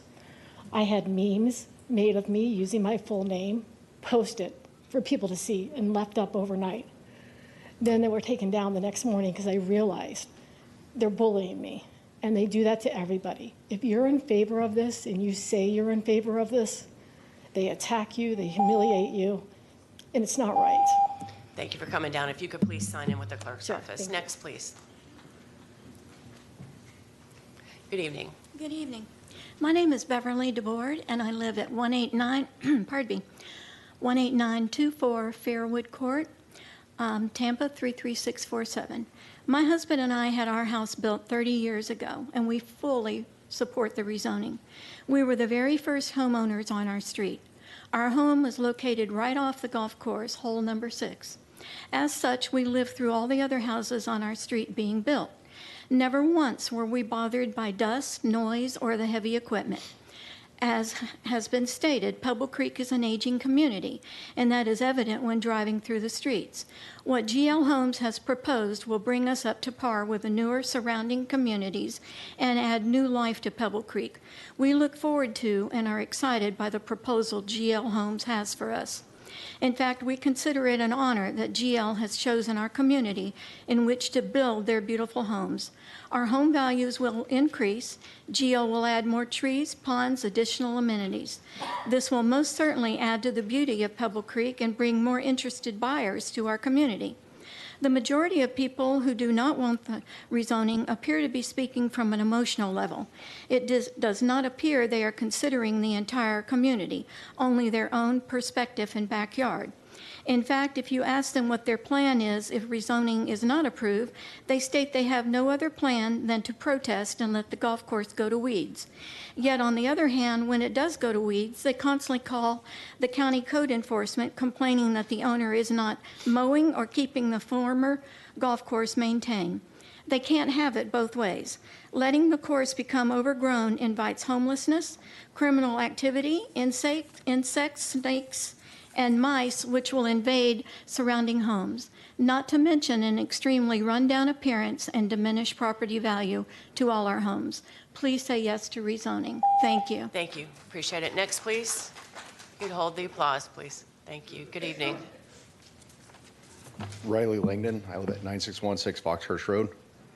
Me and my wife are relatively new. We moved in October 2021.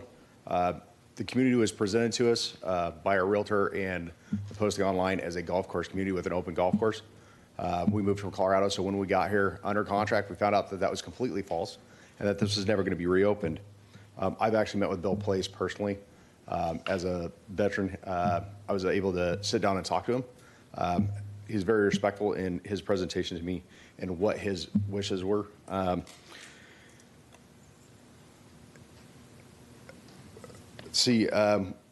Shortly after we got here, we joined a Facebook group and found out that about the rezoning.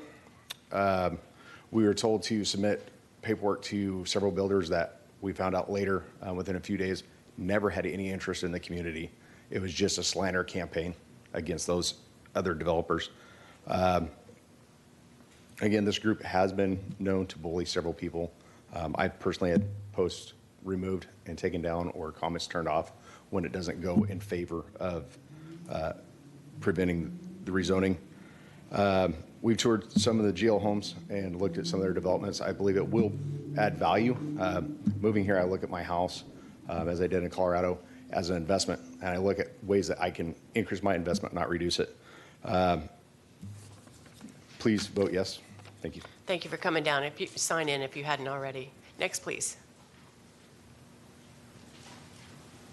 Good evening. Good evening. My name is Kay Warren Seiss. I live at 18528 Ambley Lane in Tampa. I found it interesting when he showed the beginning of Pebble Creek. I have been a homeowner there. I'm the original homeowner of my home, which was built in 1991. So I've been there over 32 years. And I love Pebble Creek community. It is a great community to live in. I know one of the complaints or opposals that I've heard, opposition to GL Homes building, is all the noise, all the dirt, all the construction, and having to deal with that. Having been there 32 years, there was maybe 5 homes on my street when I moved in. I could look out my window. I live on Ambley Lane, but I could see to Regents Park at Foxhurst and watch people come in. Major building happened after I was there, and I survived it. It's not a problem. Personally, I can see what GL, I've been to many of their presentations of what they have presented they're going to do for our community. I see that raising the value of my property. What I see if this land lies there vacant full of weeds and rundown buildings. It can do nothing but lower the value of my property. I fully support the rezoning and think it should be done. Thank you for your time and testimony. I appreciate it. Is there anyone left in the room that would like to speak? Yes, ma'am. Come forward. Good evening. Good evening. Thank you, first of all, for letting us have a say in this. My name is Linda Warnsice. I'm also at 18528 Ambley Lane, Tampa, Florida. I make my home with my sister. She's gracious enough to let me do that, and I do appreciate that.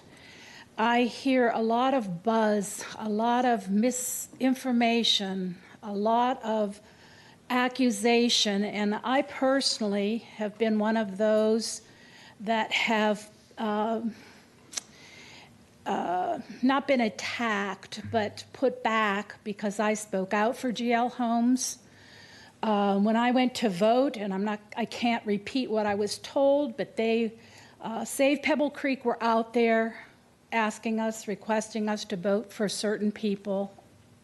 It's neither here nor there, no one's business. But when I brought up my opinion and how I thought they were dead wrong, I was sworn at the gate of the voter booth before I went in to vote. And this is the kind of resistance that we who are trying to support the development of these homes is coming up with all the time. And we're just hearing things, too much traffic. What's the impact on the community going to be? It's going to raise the property values of the homes there. As far as the traffic in and out, it's been no problem. They had the same problem when they built the apartment buildings there, and there's no problem whatsoever. They're beautiful. So we need to get together as homeowners and support GL Homes, because my fear is if GL Homes, a great company, does not come in there, the property is still going to be for sale. And you're liable to get a lot worse in your backyard than a beautiful home, than a beautiful barrier, than somebody coming in that's going to put shrubbery and trees up to protect your view if that is what you would wish. So please vote yes for rezoning. Thank you for coming down. I appreciate it. Anyone else in the room to speak? Seeing no one, we'll go to the folks online. I believe there were 3 people online. Whoever would like to go first. I don't have a particular order in front of me. I can go first. This is Mike Jacobson, 18327 Cypress View Way. To me, this isn't a conversation about zoning or not zoning, but really a question of how to protect our home values. When the golf course stated its intent to close, I was actually the president of the Pebble Creek HOA. I personally sought out a conversation with the course owner, Bill Place, to ensure that if we couldn't find any alternative to development, that we would have a voice at the table to shape our future of our community. I wasn't supporting rezoning, but I was for ensuring that we always had a voice. With our conversations, we removed the multifamily dwellings, removed the multi-story homes behind residences, increased waterways, beautified entrances, and as you saw today in the presentation, there's much, much more.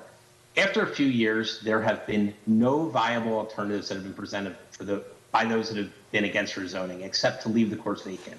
It has become an eyesore of our community, negatively affecting all home values. I ask that you consider everyone that lives here, not just those adjacent to the course, to ensure that our aging community gets the strong infusion of life that it so desperately needs by allowing GL Homes to develop and put forth all the considerations they offered us. These considerations will bring great value to our aging community, directly increasing our property values. Thank you very much for your time. Thank you for your testimony. I appreciate it. Next, please. Hi, my name is Lance Ignatowicz. I live at 9804 Cypress Shadow Avenue. I live here in Pebble Creek with my wife and 2 sons. We support redevelopment 100%. We've had multiple meetings with GL Homes to address all of the concerns. GL Homes listened to us. They work closely with our family, friends, and neighbors to not only limit the number of homes that they're building, but they went out of their way to preserve all of the current wetlands. The opposition is claiming that they're doing this to save the wildlife in Pebble Creek. This plan that we agreed to with GL Homes does just that.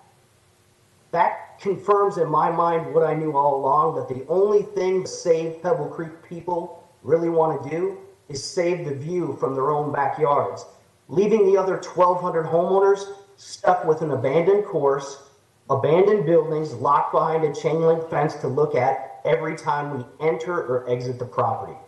Please help us really save Pebble Creek by voting yes to rezoning. Thank you. Thank you for your Can time, you sir. please restate Next, your please. name for the record? Lance Ignatowicz.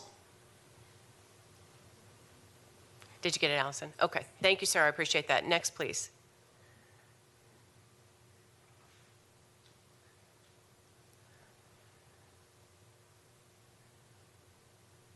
I don't, if someone's speaking, I believe you're muted. We'll have the people that have the man and the woman in the screen. Let's hear from you. I'll pick. Go ahead, sir. Jerry, can you hear us? Jerry, can you hear us? Yes. Okay, go ahead. I'm a Vietnam veteran. I love my country. I love Pebble Creek. I've been here 25 years. I was a member of Pebble Creek Golf Course for 20 years. I was sad to see it go, but I'm even sadder to see what it looks like now. And I truly support what we're doing with GL Homes, and I say vote yes. Sir, can you give us your name and address, please, for the record? My name is Gerald C., spelled S-E-A-Y, 9925 Cypress Shadow. Thank you very much. I appreciate it. And that concludes your presentation or your testimony, correct? Yes. Thank you so much. Now we'll go to the lady in the red shirt. I am on the opposition. Ah, okay. Anyone else to speak in support? All right, thank you so much. I appreciate that. Seeing no one else in the room that would like to speak in support, we'll go to testimony in opposition. In the room, how many people, raise your hand if you would like to speak in opposition? Raise your hand high. I see one, I see two. Okay, thank you. And online, how many people would like to speak in opposition? So that would be two, and I see your hand. Okay, so 4. All right, so we'll do 3 minutes apiece. We'll do 4 minutes apiece just to make it fair. And we'll start with those in the room. The 2 in the room, if you could please go ahead and come forward, and whoever would like to start.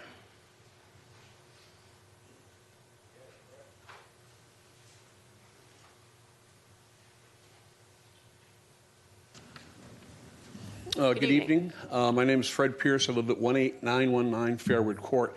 And I would actually like Emma Zimbowski, who is the woman in the red in the... Yeah, absolutely. If you would like her to go first? Yes, please. Yeah, absolutely. Go ahead. Good evening. My name is Emma Zimborski, and I reside in Pebble Creek at 9012 Hogan's Bend, Tampa, Florida. I oppose the rezoning of Pebble Creek Golf Course, and I was selected as one of the delegated speakers on behalf of those who also oppose rezoning. I have previously submitted all evidentiary documentation that supports what I am about to say, and I have also provided an additional binder tonight via hard copy. I find that this application is incomplete and missing information that is vital. It fails to provide the details regarding soil remediation from the State of Florida Department of Environmental Protection under the environmental section. This is not to be confused with the approval from the Hillsborough County EPC. Previously, this property was denied brownfield designation. However, it will still need extensive soil remediation. This requires a state-approved remedial action plan and a soil assessment report, both of which have yet to be approved by the state of Florida. There are still soil samples that must be submitted and approved, as well as a supplemental soil assessment report. I have grave concern for the safety of my family due to the fact that arsenic and dieldrin have been found in exponentially high numbers above the residential soil target levels. Furthermore, this development plan involves soil blending. Soil blending is taking contaminated soil and mixing it with new soil. Bob Sellers with the Florida Department of Environmental Protection has recommended not to do this on greens and tees. Despite being public record, the soil sample numbers were never provided to the people who live here, nor were they ever discussed. Project manager Scott Lakey with the soil remediation company ECS has previously stated that the contamination is currently contained to the property boundary. My biggest concern is in regard to when that soil is churned, exposed, and mixed with soil blending. After speaking with Dr. C. Wells professor at the University of South Florida and director of the Center for Brownfield Research and Redevelopment. Although arsenic is naturally occurring in Florida soil, dioxin is not and can potentially be airborne as well as water soluble. To put this into perspective, I live 30 feet from the property boundary and approximately 110 feet from the 10th hole green. Again, as previously mentioned per Mr. Scott Lakey, the course currently sits, it poses no threat. You know, the biggest slap in the face for me when my husband and I moved in was that we should have known better and that this wouldn't last forever and that there's no guarantees in life. Well, you know what? That person was right about one thing. There are absolutely no guarantees in life, and I do not believe that this development plan can guarantee that it will not result in significant adverse effects. How can this rezoning application be approved when the soil remediation plan has yet to be approved by the state of Florida? The fact that homes cannot be built until the soil remediation has been completed should not be ignored. I would also like to point out the letter regarding school capacity, which should not be neglected. Our schools are reaching capacity at distressing rates. And the fact that Wharton High School is currently at 93% capacity, could potentially reach 99 capacity, should be a red flag. Our children deserve the utmost attention and proper education in order to thrive. Having a school near max capacity does not provide an ideal learning environment, nor does it allow children to succeed. I would argue that not only would this put additional stress on our teachers, but it would also exacerbate the ongoing issues with bus driver availability in our area. The interests of education are of paramount importance, and this would be a profound disadvantage. Our children deserve better. Lastly, this plan is inconsistent and I believe not compatible with the surrounding community. These plans do not align with the comprehensive plan of unincorporated Hillsborough County. Our homes date back all the way to 1974. It's just shy of 50 years ago. For example, my home was one of the model homes, and the block I reside on was the first ever built. The remaining homes were built around the golf course for a reason, as planned developments are meant to be creative and mixed to ensure harmony for the land that was planned. Pebble Creek was uniquely designed to incorporate the golf course, and by eliminating this, you are removing the very thing that built the community. Moreover, building an additional 251 homes would not serve as an efficient use of the land, as this could potentially lead to urban sprawl and therefore would not be in alignment with the future land use plan. I would like to cite legal case law, Baum Road Investment LLC versus Hillsborough County Board of County Commissioners, case number 2D21-1033, in which once a landowner meets his initial burden to prove consistency with the comprehensive plan and compliance with the application zoning ordinances, the burden shifts to the government to show that there is a legitimate public purpose behind maintaining the existing zoning classifications. Furthermore, the court has said that where there is a legitimate public purpose behind maintaining the existing zoning classification, a denial of rezoning is supported even if the requested rezoning was consistent with the comprehensive plan. Additionally, the appellate case of Pinellas County versus Richmond Group of Florida, Inc., case number 2D16-3279 has stated, whereas here citizens consistently come before their city council in public meetings on a number of occasions and present their individual fact-based concerns that are rationally related to legitimate general welfare concerns.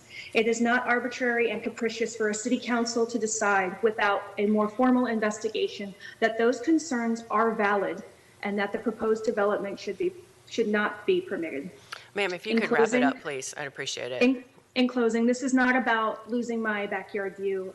This is about the public health, safety, welfare, and overall quality of life that will not only affect myself, my husband, and my newborn daughter, but the entire community.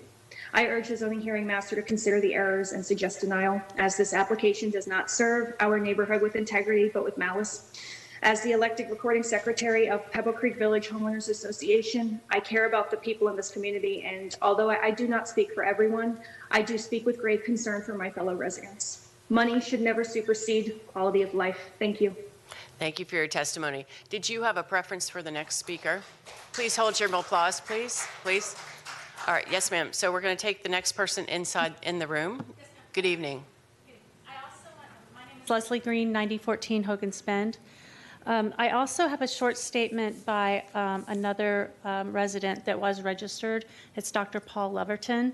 I was wondering if I could possibly read that for him. He could not be here. You can read it into the record, but know that anything you submit into the record becomes a part of the record as well. So you're welcome to read it, but I will see it if you just want to submit it into the file. Okay. It's very short. I'll just add it in at the end. Okay. Okay. Again, 9014 Hogan's Bend, Leslie Green. Pebble Creek is by far the densest subdivision in New Tampa. No one would build this way today, so filling in our only green space should not be an option. We have provided a thumb drive of pictures by resident photographer Larry Feldman to show you the multitude of native Florida wildlife we are blessed to have.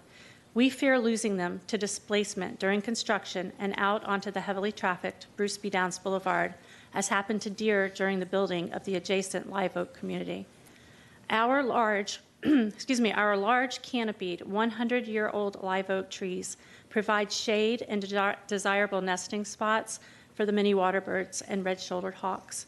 The proposed new palm trees would not. We have only 3 exits out of our neighborhood, and all are within a half of a mile of each other and onto the same road, Bruce B. Downs.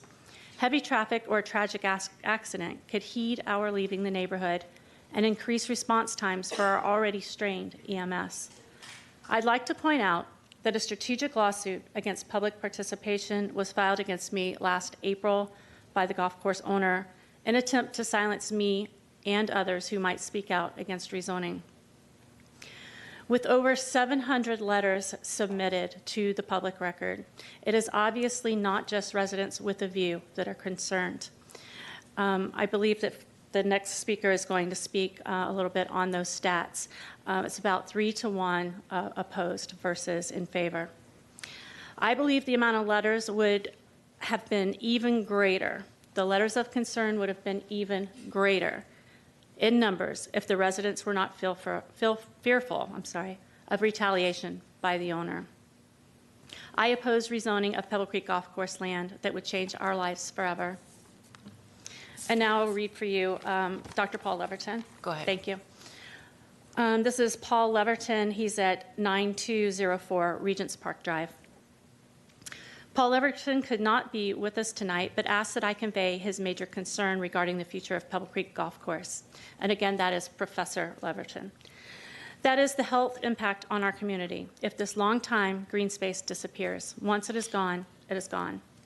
Dr. Leverton left the National Institutes of Health to join the USF faculty in 1985 and has lived in Pebble Creek since that time. His duties at NIH included responsibility for management of the Framingham Heart Study. He has long experience with assessing the causes of chronic disease and is a past president of the American Epidemiological Society. He wishes to point out that many epidemiologic studies on the loss of green space in urban areas have been linked to both physical and mental issues. The problem has only been recognized in recent years, but more and more studies each year are coming to the same conclusion. Green spaces are important to a community's health. He has sent summaries to most of you that are already part of public record. Thank you. Thank you for that. If you make sure you sign in as part of the record. Sir, are you planning to go next? Yes. Okay, absolutely. Okay. Yep, go ahead. And that's me. Yes, good evening. Yes, good evening again. My name is Fred Pierce. My wife and Lisa and I have lived at 18919 Fairwood Court for the last 10 years. We purchased our home at a premium to live on the golf course. We opposed the rezoning of the golf course for housing development. We were among the last members of the Pebble Creek Golf Club. We love playing the course. We enjoy the camaraderie at Mulligan's. And Pebble Creek Golf Course is clearly the centerpiece of the community. Though golf is not a dying sport, as some would have us believe, the course can be killed and has been killed by withholding maintenance and proper irrigation, thereby driving members away.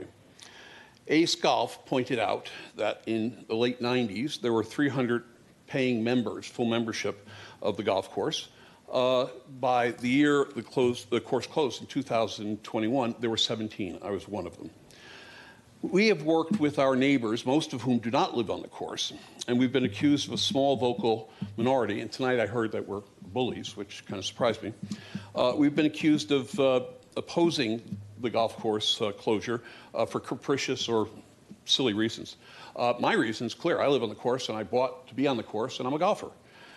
To date, our records indicate that 716 letters have been received by your office regarding this matter, and that we believe that the total number was probably suppressed by the nasty and threatening letter that Ace Golf sent to Pebble Creek residents in February 23, and the slap lawsuit filed by Mr. Place against our colleague, Ms. Green, who just spoke. If one counts all the letters which are duplicates, there are 505 letters opposed to redevelopment, 71%, and 211 supporting development, that's 29%. However, if you discount the duplicate letters for both for and against, the ratio changed to 74 against and 26 for. So we're talking about over 505 people. It's not a small minority. And our resources were quite limited. So I looked at, I've looked at GL Homes' application. It's a marvelous piece of engineering in itself. The appendices are great. And if you look at all the heavy firepower they've put behind all these meetings and door hangers and so on and so forth, I'm surprised that they didn't have greater numbers. So here we were. We're being told that people wouldn't talk to us or support us because we're being bullied, yet the numbers seem to suggest that 74% of the minority, the majority of Pebble Creek homeowners are against this rezoning. I've read the GL application, and I echo my colleague Emma, who I also believe it's missing some information. Typically, it would be. And, you know, I looked at some of the letters. There are marvelous letters in there. My favorite is from a fictitious Donald Keddick, who resides at a house that does not exist on Cypress Shadow. And he wanted to make sure that you guys insisted that the mob of eco-tourists, terrorists, were basically eliminated from attacking the 1,000 residents who spoke out for pro-development. Despite all our differences, one of the things I've kind of been impressed here is that we've got differences of opinion about the future of the community, but both sides are very interested in rehabilitating the community. We believe the golf course is the best way to do that. I don't understand how decreasing scarcity will increase housing prices. But I'm just a retired USF professor, so I'm not as smart as a lot of people. But I think basically what we're doing here is we're attempting to, as Blanche Dubois said in Streetcar Named Desire, we're relying on the kindness of strangers. So I'm very clear that I am against the rezoning, but I'm very impressed that this hearing has been very straightforward. We will continue to do what we can to maintain our position. But the nice thing about living in a democracy is that ultimately a decision is made, and it should be made on civil and reasoned discourse. And that is what I heard here tonight. Thank you. Thank you for your testimony. I appreciate it. I believe we have one more person online to speak in opposition. Is that correct? Good evening. I'm sorry. Good evening. I'm Dorothy Zebarth. I live at 18314 Sturbridge Court. And I have to say, first of all, I have not been involved in any of the meetings or anything else, but I have heard some of the accusations of bullying that has gone on around this issue, and I absolutely deplore it. I also want to say that I think the developer has put out a really very, very nice plan that I think would enhance the neighborhood for sure. I was one of the people like the gentleman from Colorado who bought in back a year ago, February, and we were under the impression when we went under contract that this was a golf course community. We are very avid golf fans, and we were both very excited. Well, guess what? You know, we understand that that didn't quite happen, and you know, we understand why. But what I really came to talk about tonight very quickly, and I will not bore you, because at 6:45 in the morning of April 25th, my husband and I were almost killed. We were on foot crossing at the four-way stop intersection of Pebble Creek Drive and Regency Park Drive. That is on the south side of Regent Park Drive, which one of the gentlemen earlier alluded to. We saw a vehicle approach from the east, and naively assumed he would stop at the stop sign and allow us to cross since we were in the middle of the street. He didn't even slow down. Instead, he sped up and missed hitting my husband by literally 6 inches and me by about a foot. While there are obviously other issues involved here, there's one issue that is critical, and that is the issue of traffic on South Regent Park Drive. My understanding is that this application before you proposes to develop potentially 250 more homes in Pebble Creek. Assuming that most of these homes would potentially house 2 adults, each owning a personal vehicle, the number of vehicles traveling in and out of the 3 egresses from Pebble Creek to 581 would potentially increase to close to 500 vehicles. Unfortunately, my perception is most vehicles tend to use the south entrance onto 581 because it heads to Tampa. It's the most direct. You don't have to stop at any of the other lights on 581 at Pebble Creek Drive, you know, and then south if you were to access any other entrance onto 581, you'd be stuck at least with one more stoplight to navigate in a very, very congested area, particularly in the mornings. So with that increased volume of traffic, I sincerely believe it will be just a matter of time before our very personal near miss with traffic will become a tragedy. We have actually stopped other cars when we saw them coming at that intersection that were not slowing down, and you know, I did a hand out thing as we were walking, and they just barely stopped. This one didn't stop. I think we have a tragedy waiting to happen. And I thank you so very much for the opportunity for, as the gentleman before me said, a very civil discourse. I, again, deplore any of the bullying that has gone around this. It seems to be a symptom of our bigger culture in this country. Very sad to say. Thank you so very much for your time. Thank you for your testimony. I really appreciate it. All right, seeing no one else to testify in opposition, we'll close that portion of the hearing. And at this time, we'll go back to Development Services. Ms. Heinrich, do you have anything to add? Nothing further, thank you. All right, then we'll go back to the applicant, who has 5 minutes for rebuttal. Because both opposition, I let that go a little bit past the code prescribed times, I'll give you a little extra time if you need it. Okay, thank you. Jake Kramer will try to be quick. Just so you know, I'm going to present several experts. I do have one expert online, and Okay. I'll let you know when that comes. Thank you. If I can use the Elmo. So I want to address the last woman's comment about the intersection of Pebble Creek and South Regents Drive. So our access is up here on North Regents Drive. She's speaking of the intersection down here of Pebble Creek and South Regents Drive. As we indicated earlier, our access is up here,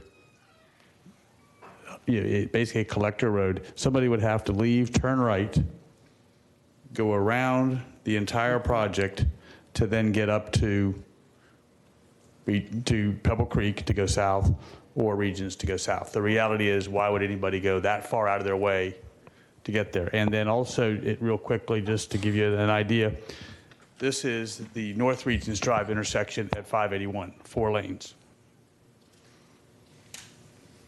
This is Pebble Creek and 581, 2 lanes. This is South Regents and 2 lanes. So again, you'd have to go way out of your way, and you're going to a intersection that has less geometry. So the reality is, nobody's going to do that. Thank you. Thank you very much. Would ask for a rebuttal. No, sir. No, nothing from the audience, please. Go ahead, sir. Good evening. My name is Brian Moore.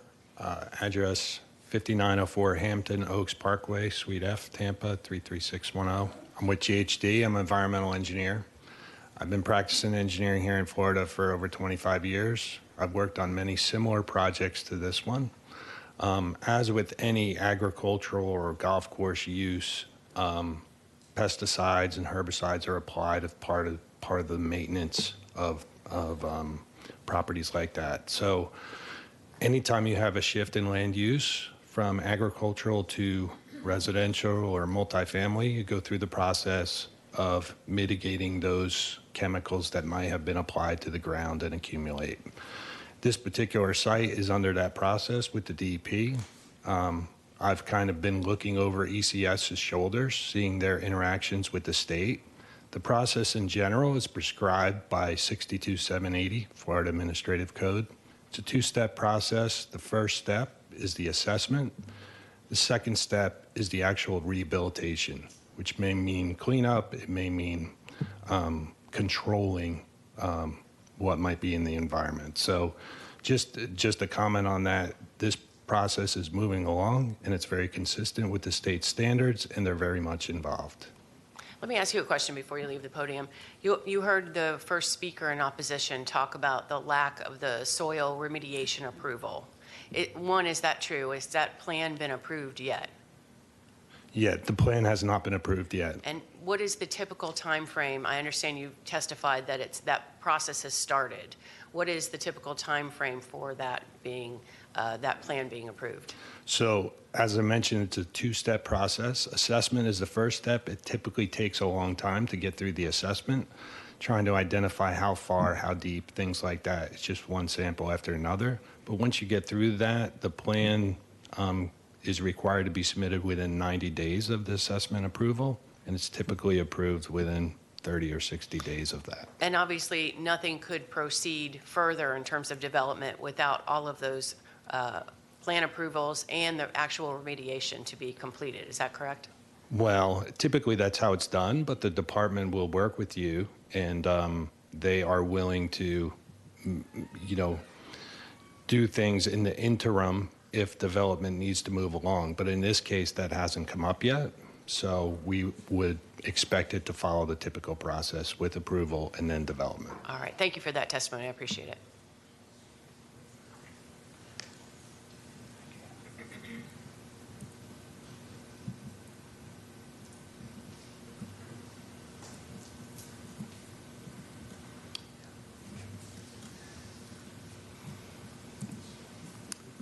Again, Stephen Spizzato, planner, Level Up Consulting. Actually, I lost.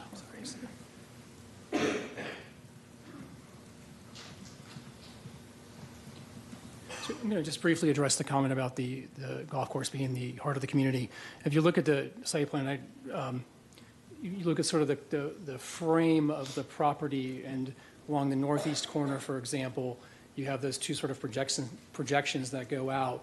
Those are currently golf holes, and if you kind of follow all the way around the edge of the community, except for a wetland in the northwest corner, those golf holes sort of follow the form of that line. And so, what we're doing is we're basically replacing an active recreational use with more of a passive feature, which is the pond.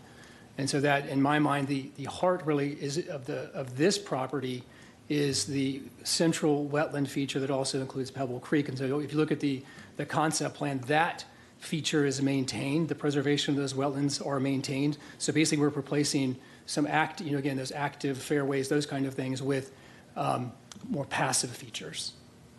I understand. Okay, thank you. Thank you.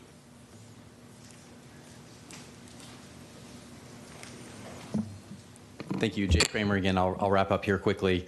I'm entering into the record a number of new support letters that we received over the weekend. I'm also making sure that there's over 120 letters of support that we've received, so I'm submitting those as well to make sure they're in the record. I've also placed into the record a copy of a number of covenants that are on parts of the surrounding community. If I can go to the Elmo, please.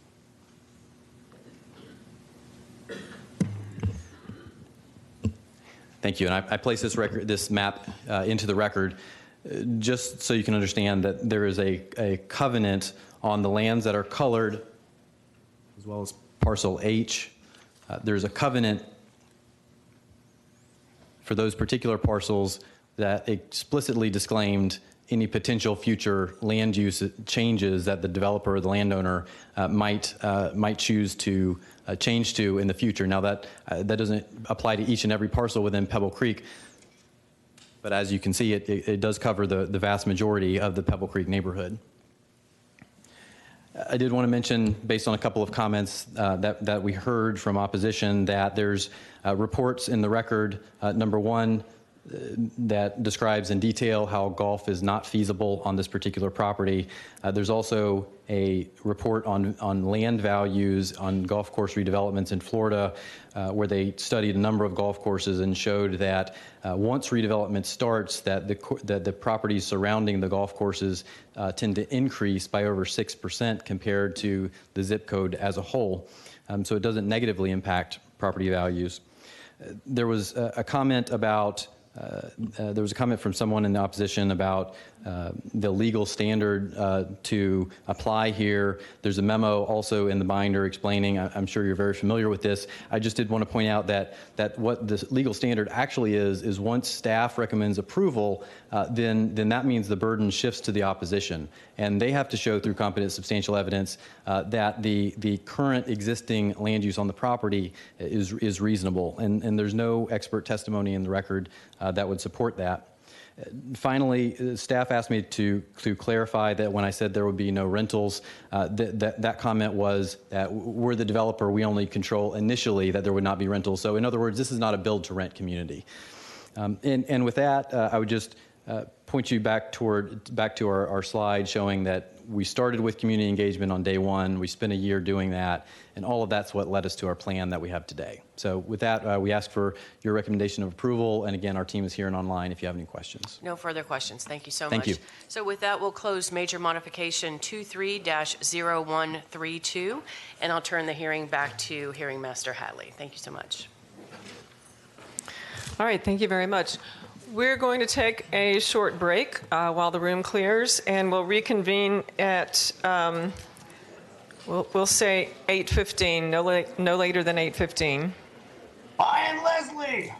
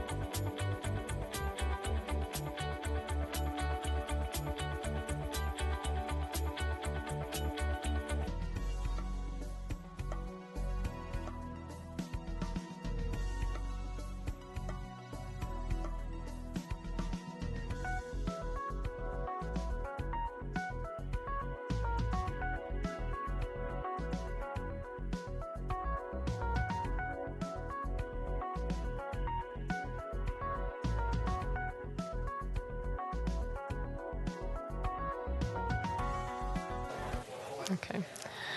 All right, if you could please come on in and take your seats, we'll reconvene.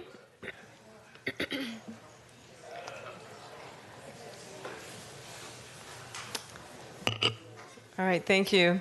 All right, we'll continue then the zoning hearing master meeting for May 15th, 2023. I'm Pamela Jo Hatley. I'm your hearing master, and I believe we're ready to call the next case. Our next item is item D4, PD application 22-1640. This is a request to rezone property to planned development. Israel Monsanto with Development Services will provide staff comments after presentation by the applicant.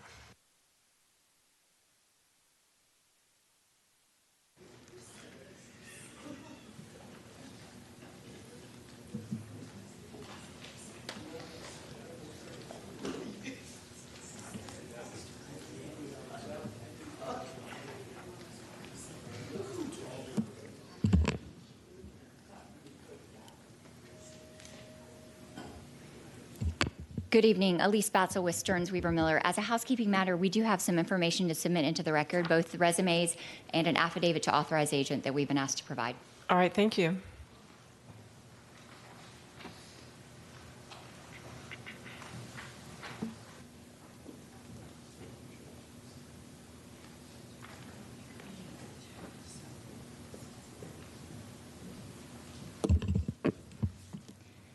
So, Madam Hearing Officer, this is the redevelopment of the University Mall, but this project has been approved, and we're here today to fill the hole in the donut, and I'll talk a little bit about that. As you are well aware, this is the former University Mall, which is approximately 90.53 acres.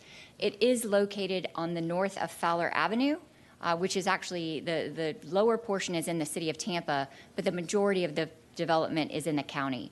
It is in the University Area Community Planning Area and the University Regional Activity Center. So the current zoning of the property, the big green area, is the current PD. That is what we initially rezoned back in 2019 with a couple of subsequent PRSs. The area that you can see here in red, that is a piece that was owned by Burlington Coat Factory, and it was not controlled by the developer at the time that we went through the original rezoning. So the main purpose of this is to bring that Burlington property into the PD with substantially the same conditions, et cetera. This is, of course, the prior history. So we did go through and create a new category, a new comprehensive plan category specifically for this development. It was ICMU 35, and it was supposed to facilitate the redevelopment of this mall consistent with the surrounding area. We worked very hard with staff through that entire process to develop a design book and then to take those design guidelines, particularly working with the Planning Commission, and reduce those to a number of conditions that ensured an urban form of development, walkability on the site, et cetera. In fact, there's a tiered height, so the further in you get, you create that urban core. As I mentioned, this request is literally just to bring Burlington into the site. We already contemplated Burlington coming in. If you look at the rezoning, you'll see that there's a street grid and blocks developed, particularly contemplating that we would bring this property in at some point into the future, integrating it into the overall parcel. Really, we're here just to fill that hole in the donut so that the entire redevelopment can occur. We do have planning staff and planning commission support, and we're here to answer any questions. Transportation is here, our civil engineers, and myself. Thank you so much for your time. Thank you. I've reviewed the file and really don't have any questions about it, but thank you so much. Thank you. Mm-hmm. All right. Development Services. Good evening. Israel Monsanto Development Services. The applicant seeks to rezone a site containing multiple parcels from planned development 191443 and 740214, and also from commercial general to a new planned development. The site is occupied by the University Mall, as the applicant stated, which is undergoing redevelopment into a new mixed-use development and is located on the north side of Fowler Avenue, west of Bruce B. Downs Boulevard in Tampa. The parcel zone PD 191443 is approved for commercial general, residential, and office uses, and consists of an urban mixed-use project with up to 2.0 FAR, 35 dwelling units per the acre, and allows use of FAR in lieu of density for residential projects at the developer's option.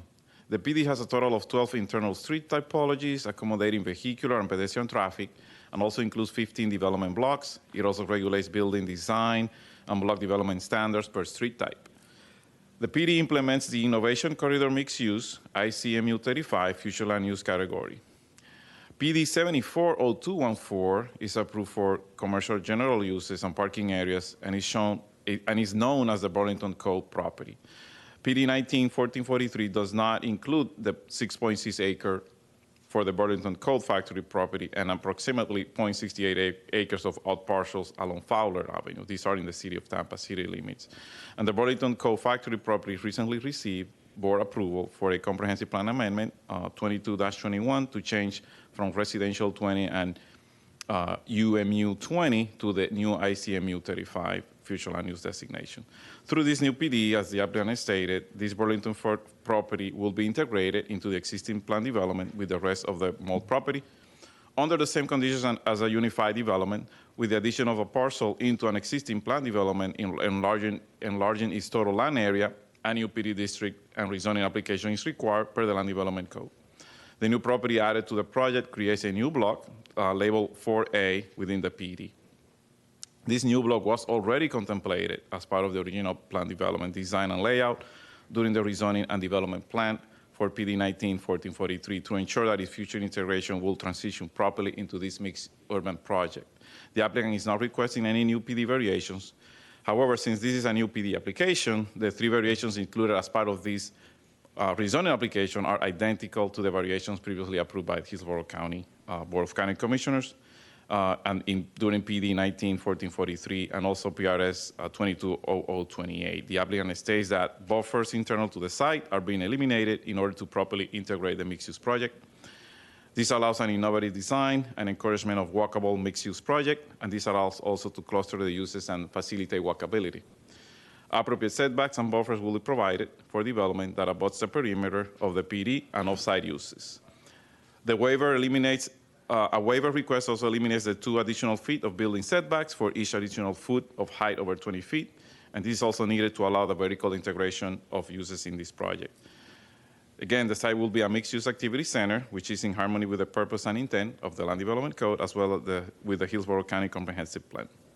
Staff does not find any compatibility issues with the proposed PD request and finds the request PD variation submitted per LDC Section 50306C6 meets the criteria for approval.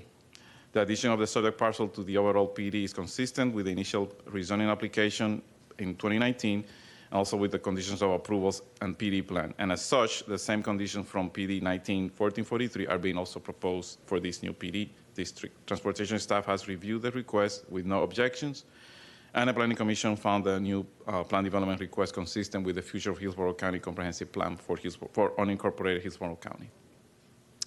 The subject parcel was contemplated to be part of the mixed-use project as a future site. Therefore, through this new PD request, this land is now being fully integrated into the urban mixed-use project. And based on these factors, staff recommends approval with the conditions. And we are available if you have any questions. All right, thank you. All right, Planning Commission.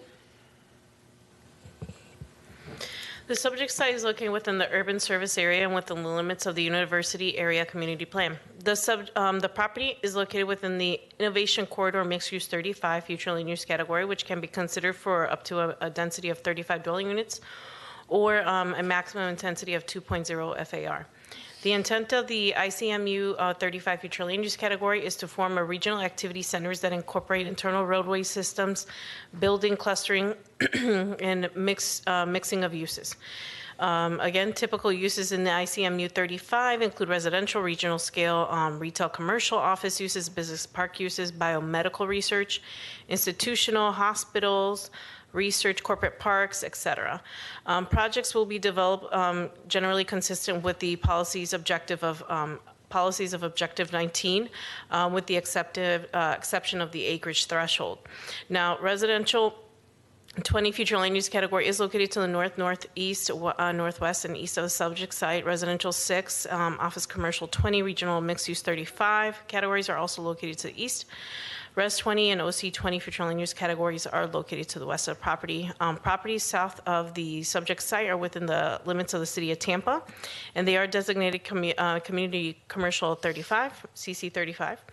The applicant, again, is requesting to rezone the subject site from commercial general to plan development. This plan development will allow for a consideration of a mixed-use bonus incentives that would permit an additional 0.50 FAR and up to 50 dwelling units per the acre. The subject site is not subject to locational criteria. They are requesting proposed development to permit limited or specified uses. The general surrounding area is characterized by a suburban development pattern, so Planning Commission staff found the proposed uses are consistent with the surrounding area. There are a great number of projects that are redeveloping to higher densities in that area as well. Building heights on this project are restricted to a maximum of 300 feet. No building shall exceed within 100 feet or 60 feet of the site boundaries. So Planning Commission staff did review for mitigation on the subject site, and we have found no conflicts with the comprehensive plan. Now on January 25th, Planning Commission staff did issue an inconsistency finding on the PRS under 22-0028 to a plan development. However, the Board of County Commissioners has approved the item. So the request is consistent based on that. Consistent with the comprehensive plan, subject to the conditions of the approval requiring for the cross connections to adjacent parcels that can be redeveloped in the future. Now, the project will need to provide a perpetual public access mechanism that runs with the land and effectuates the public's ability to traverse the site and runs from east to west on one of the roadways provided on the site plan. So based upon those considerations, the Planning Commission staff finds that the proposed plan development is consistent with the unincorporated Hillsborough County Comprehensive Plan. It meets the mixed use of, and interconnectivity requirements of the comprehensive plan. And it also meets access management requirements of goals 15 and objective 15. The community design component concerning, connectivity. It does meet the vision and intent of the university area community plan through the provision of landscaping and other buffering items. It does meet the vision and intent of, again, the university area community plan with the provision of providing a minimum of 10% of open space and a main square and civic space for at least 0.5 acres in the size within the central district. So with that being said, it's being found consistent and staff will be glad to answer any questions. All right, thank you so much. All right, we'll go to the public. Is there anyone here or online who wishes to speak in support of this application? Do not hear anyone. Is there anyone here or online who wishes to speak in opposition to this application? All right, don't hear anyone. Development Services, anything further? The only thing I wanted to state is the future land use category that you've been hearing from the staff and the applicant is correct. It's ICMU 35. It's incorrectly noted in our agenda. Okay, thank you. All right, back to the applicant then.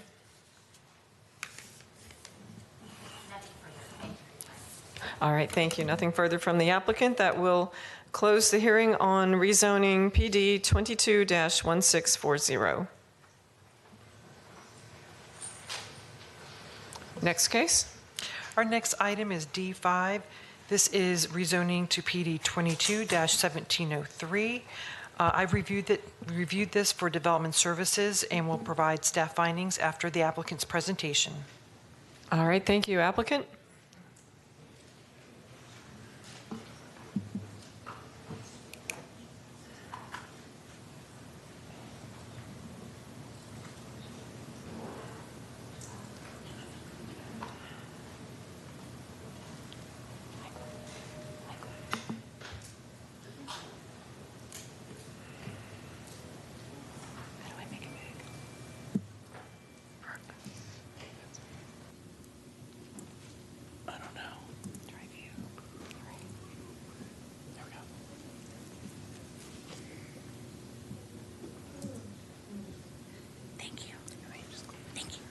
Thank you. Thank you for our technical difficulties. Rebecca Kurt with Brooks and Rocha at 400 North Tampa Street, Suite 1910.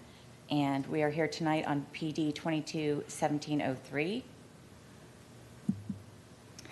I am honored to be here tonight representing the applicant, Wide Waters Group, and we have Marco Marzocchi, Director of Development. I also have with me Michael Brooks, who is my co-land use counsel for transportation. We have Michael Yates. Our civil engineer is Todd Amadin. This is a rezoning for 4 parcels. 2 of them are from PD 050809 as it has been amended, and 2 parcels comprise PD 200447. The request is for planned development for 280 multifamily units. We also have a companion PRS that is not before you tonight that will remove 2 of the parcels that we are incorporating from an existing PD.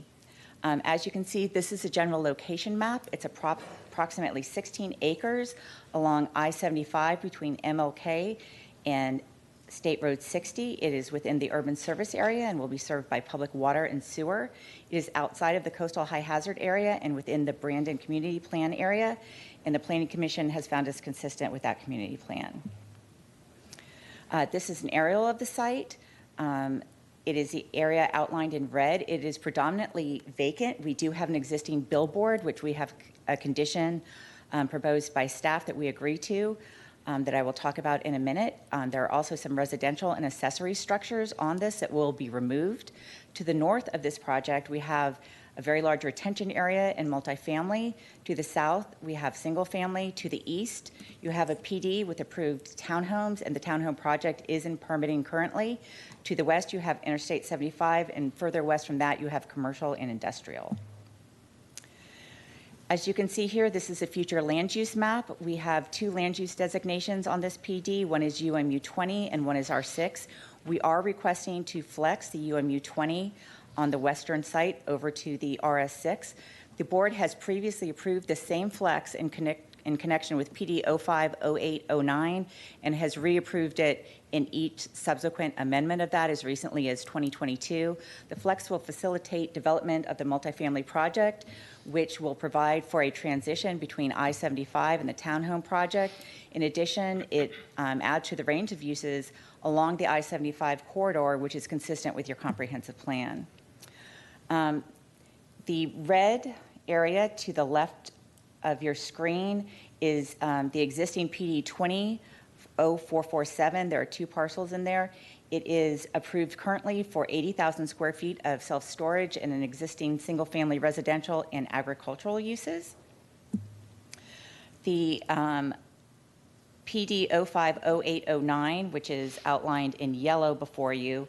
If you look to the graphic on the left, it helps to clarify what we're attempting to do here. So the area that is showing up peach on your screen is the area that is going to be removed and incorporated into the new PD.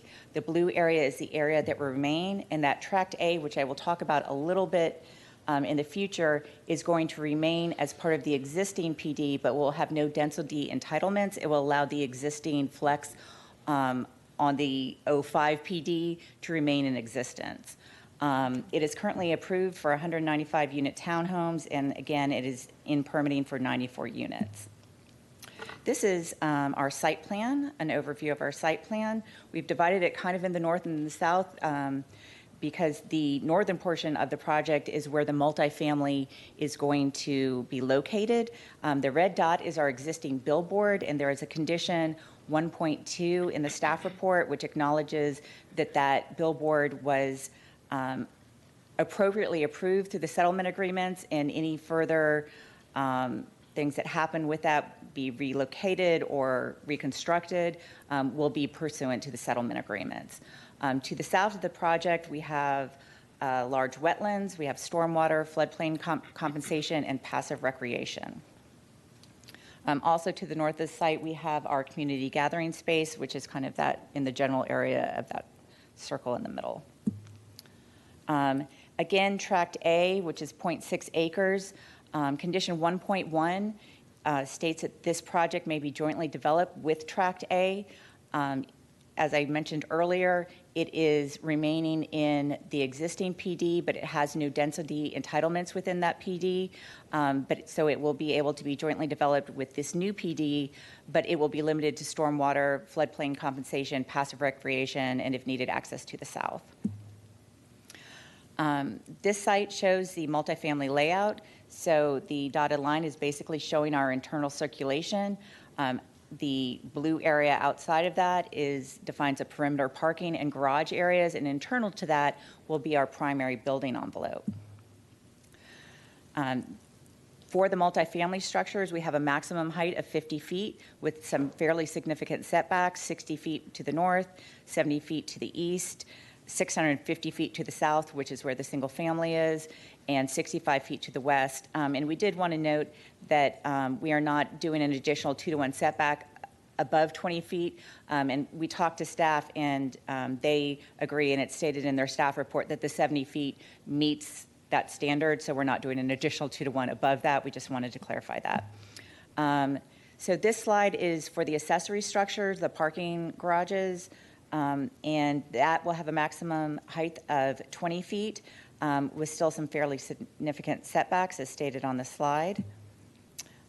Buffers and screening.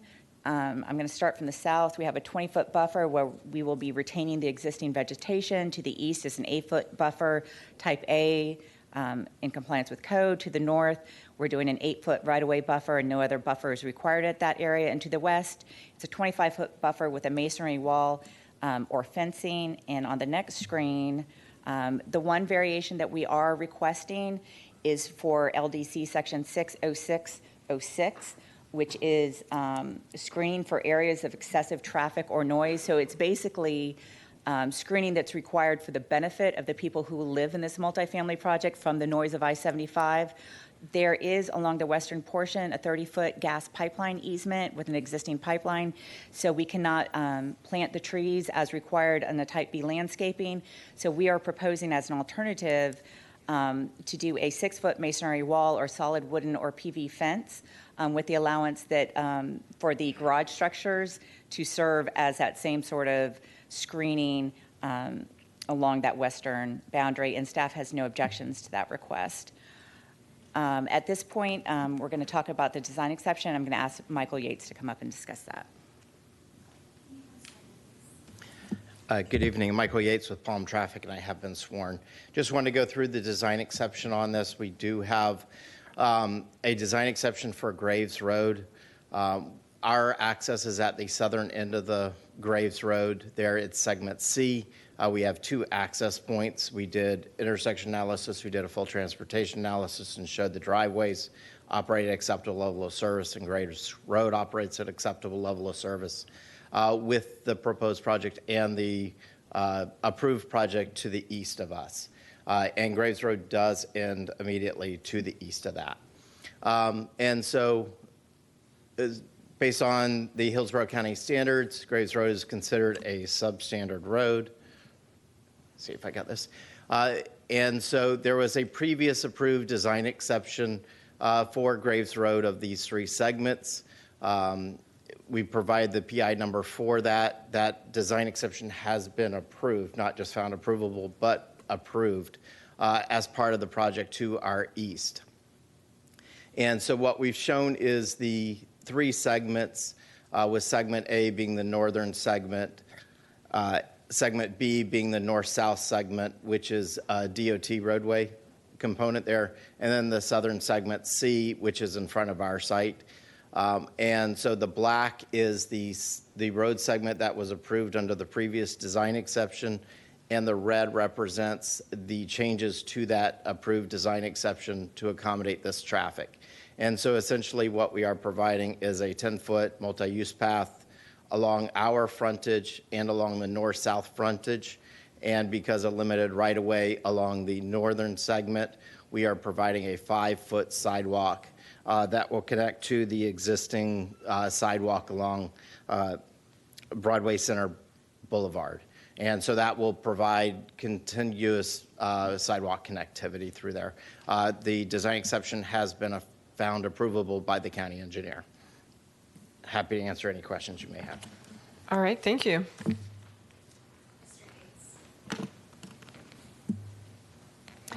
So again, we do have a companion PRS 230033, and while that is not before you tonight, we did just want to touch base on that, try and explain basically how we ended up where we ended up with the PD that we have. So the existing PD is shown to the left.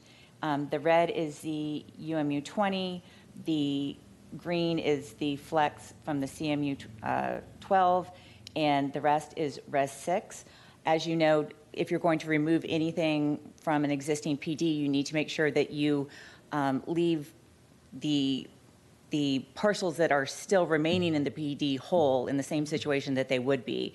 And so to be able to effectuate that, we added back in Tract A with no development or entitlement density rights. And that allows that existing UM 20 flex to remain just where it was. You have the same CMU 12 flex from the north, and the remainder remains the the Res 6, which leaves you with 9 dwelling units an acre, 104 single-family attached units, and that is consistent with what was previously approved. With that, I'd just like to conclude by saying that we have demonstrated that it's compatible with the surrounding land use pattern.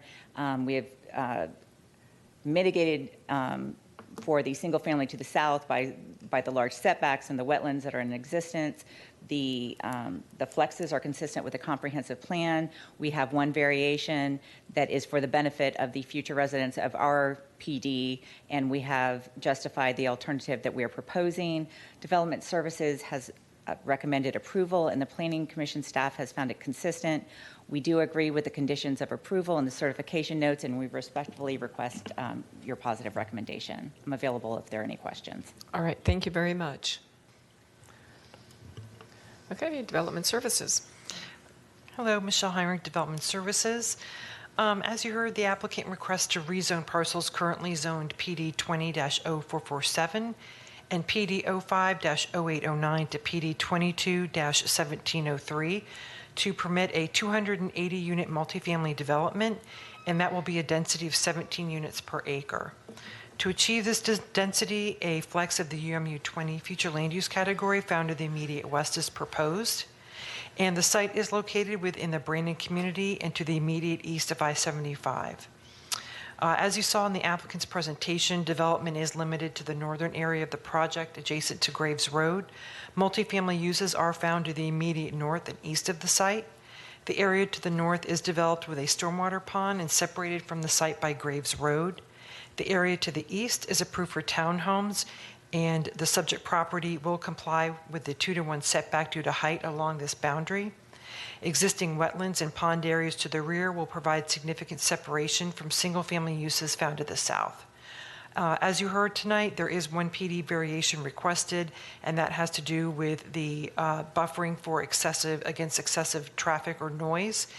And as the applicant correctly stated, they are proposing an alternative treatment, I should say.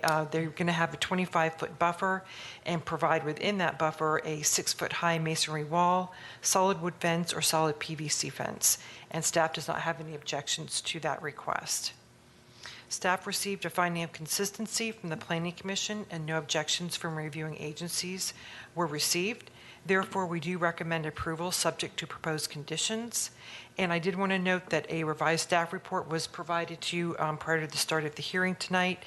And the purpose of that was the proposed buffering and screening at the beginning of the report has been revised to specify what is actually going to be provided along the western, eastern, and southern PD boundaries. And also, as you heard from the applicant, condition 1.2 has been added, which speaks to an existing billboard on the site. And lastly, as noted by the applicant, there is a companion PRS to this application, and both will be heard together at the July BOCC land use meeting. Thank you. All right, thank you. Planning Commission?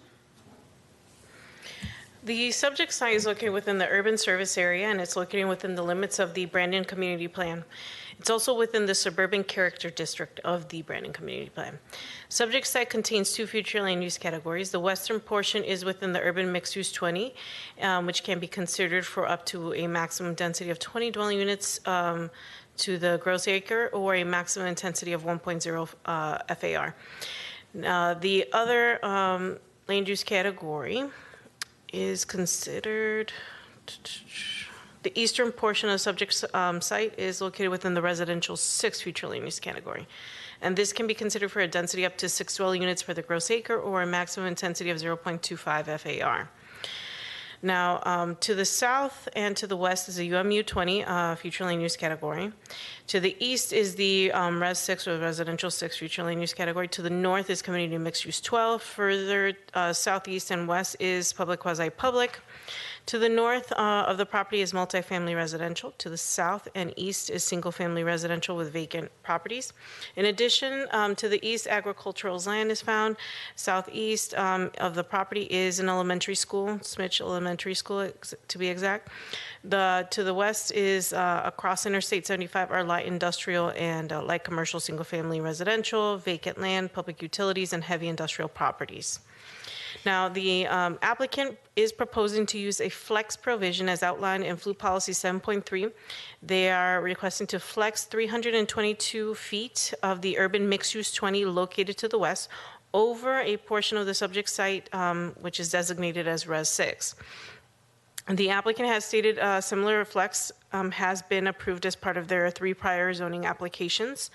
The flex is in the urban service area. It is not within a coastal high hazard area. It extends parallel and is 500 linear feet and is not an extension of an existing flex. There is an adjacent PRS for this PD, as you've seen in the staff report and per what the applicant has stated, as well as development services staff. The PRS is requesting to remove the 2 parcels from that plan development. With all that being said, currently, with the removing of the 2 parcels and the application of the flex, it's actually a reduction in the flex request. And it's to ensure that 107 unit entitlements for that PD basically are going to be valid. The 0.94 acres in the UMU 20 allows 18, 7.41 acres in the Res 6 allow 44, and 3.8 acres in the CMU 12 allows 45. So that's the breakdown of the units.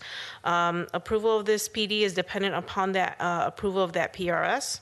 This is a reduction in the already approved flex. The proposal meets the intent of the future land use element and all of the objectives for consideration of infill development as well. And it's also consistent with the character of the suburban character district for the Brandon Community Plan. Overall, the proposed rezoning would allow for a development that is consistent with the goals, objectives, and policies of the unincorporated Hillsborough County Comprehensive Plan. Again, the rezoning request is compatible with the existing development area and the flex policies as well. All right, thank you very much. Is there anyone here or online who wishes to speak in support of this application? All right, don't hear anyone. Is there anyone here or online who wishes to speak in opposition to this application?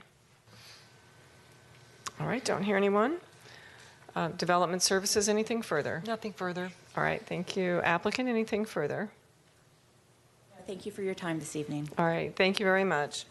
All right, this will close the hearing on rezoning PD 22-1703. Our next item is item D6, rezoning application 23-0085. This is a request to rezone property to planned development.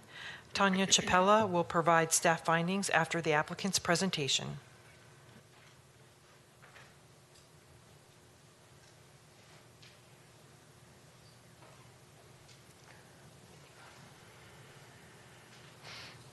All right, is the applicant here, please?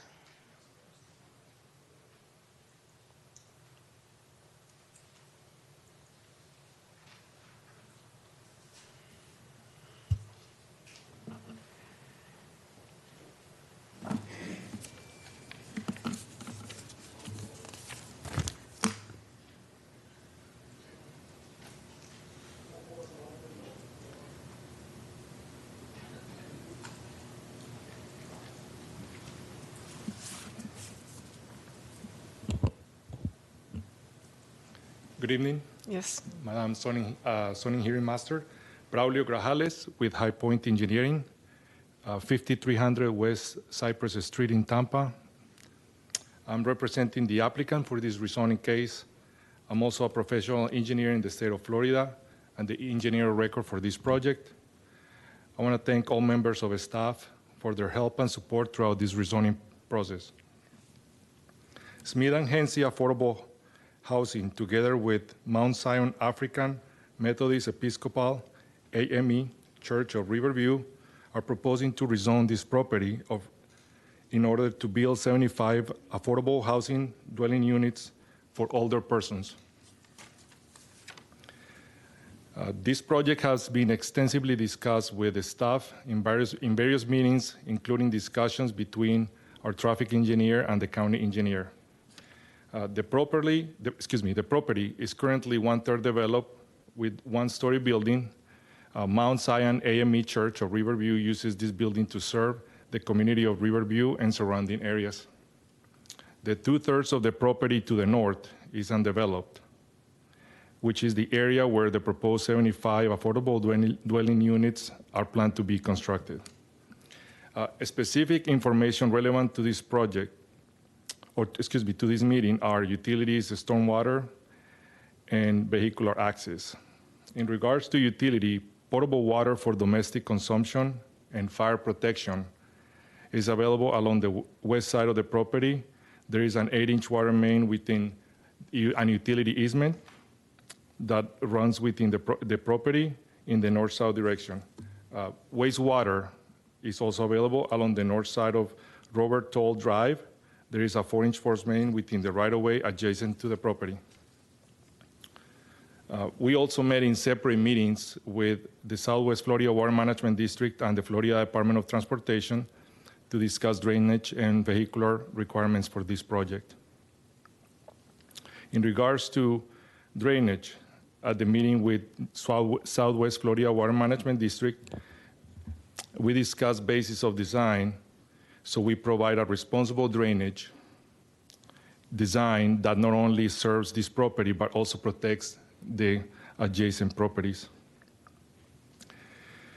In regards to access, we met with the Florida Department of Transport. At the meeting with the Florida Department of Transportation, we discussed vehicular access to the property to accommodate both the affordable housing building and the church traffic.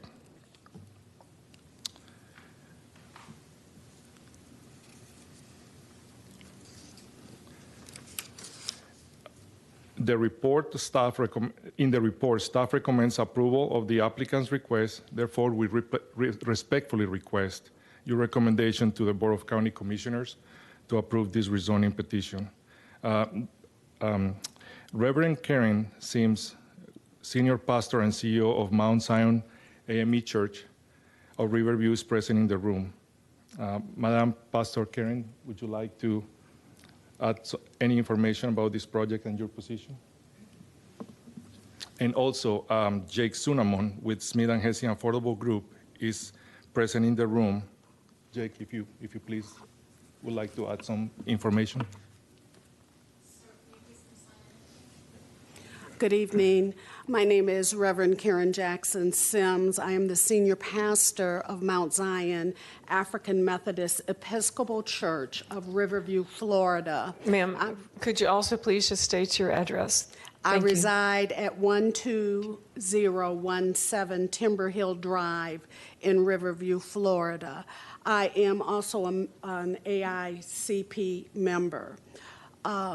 We want you to know and the staff to know that we have no concerns whatsoever with the conditions that have been placed upon the rezone request. We find them to be reasonable and are in agreement with everything that the staff has indicated. Therefore, we prayerfully request that you as hearing master forward this on with a positive recommendation to the Board of County Commissioners. All right, thank you very much. And I'll be very brief. I'm Jake Zunneman, Senior Vice President of Development with Smith & Hesse Affordable Group. I live at 6530 Southwest 47th Street, Miami, Florida. It's been a pleasure working with county staff. Hillsborough County has awarded this specific development roughly $6.8 million to help get off the ground, and it's been fantastic to work with Hillsborough County staff and other officials, and we're just very fortunate to be joint venture development partners with Pastor Karen and the Mount Zion AME Church. So we're here to answer any questions, and thank you. All right, thank you very much. And please be sure and sign in. Thank you. Development Services. Good afternoon, Tanya Chapela, Development Services. This is a rezoning application 23-0085. The applicant is proposing to rezone from agricultural single-family 1 to planned development to allow a housing for older persons multifamily development consisting of a maximum of 75 apartment dwelling units and a 150 seats church and ancillary uses. An affordable housing density bonus was requested to increase from 20 to 35 dwelling units per acre. And a waiver to the Land Development Code, Section 60101 and Note 8, height restrictions, which requires an additional 2 feet of setback for each foot of structure height over 20 feet. The surrounding properties to the north, east, and west are Zone PD and are approved for multifamily uses with a maximum density of 20 dwelling units per acre. The proposed residential use is comparable to the adjacent multifamily developments and commercial development to the south. The proposed affordable housing density bonus allows up to 33.36 dwelling units per acre, which is exceeding the UMU20 future land use category 20 dwelling units per acre maximum density and is surpassing the surrounding existing density pattern. However, the proposed 62+ age restrictions will not add to the existing school capacity, and furthermore, the existing church 0.36 FAR will remain under the 0.75 maximum FAR allowable in the UMU20 comprehensive plan category.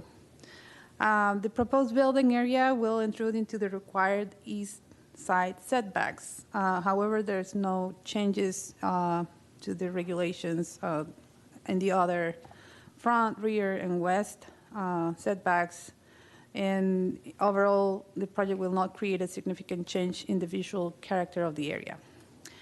Also, I need to explain that at the end of the review, the applicant team and myself were discussing details on lot development standards. So we needed to accommodate the 2 lots. So they're planning to divide the land in 2 lots. So there is a portion of the property to the south where the church exists currently. So they want to split the lot. So I needed to add to the conditions a section for the church, which is different to the residential area. So this happened after the site development revised site plan deadline. And I accepted a site plan after that deadline. However, I don't think that was correct. So at this point, what I think is the best practice is to add to the conditions of approval prior to certification to include those items in the final site plan. Any of those items are requiring any extra waiver or variations is just to specify the setbacks to the north and west of the church area to the south, if that. Okay, just let me make sure I follow you. I mean, okay, go ahead. So the piece of that that's relevant to my work then, you're adding conditions of approval, and you've already done that. They're in the staff report, is that correct? It is correct, yes. Okay, and they have to do with the site plan that you received after the deadline.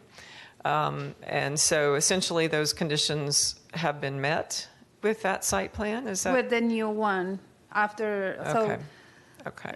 Yeah. So we're requiring them, but it's already been done, or they've complied with that? It is done, yeah, but okay. we still need them to provide a new site plan. Okay. At the end, we always require a site plan for certification. Yes. With those conditions. Okay. But those requirements, in other words, are in the conditions now when I review they this? Are, yes. Okay. All right. Thank you so much. No problem. Appreciate that. All right. Planning Commission, please.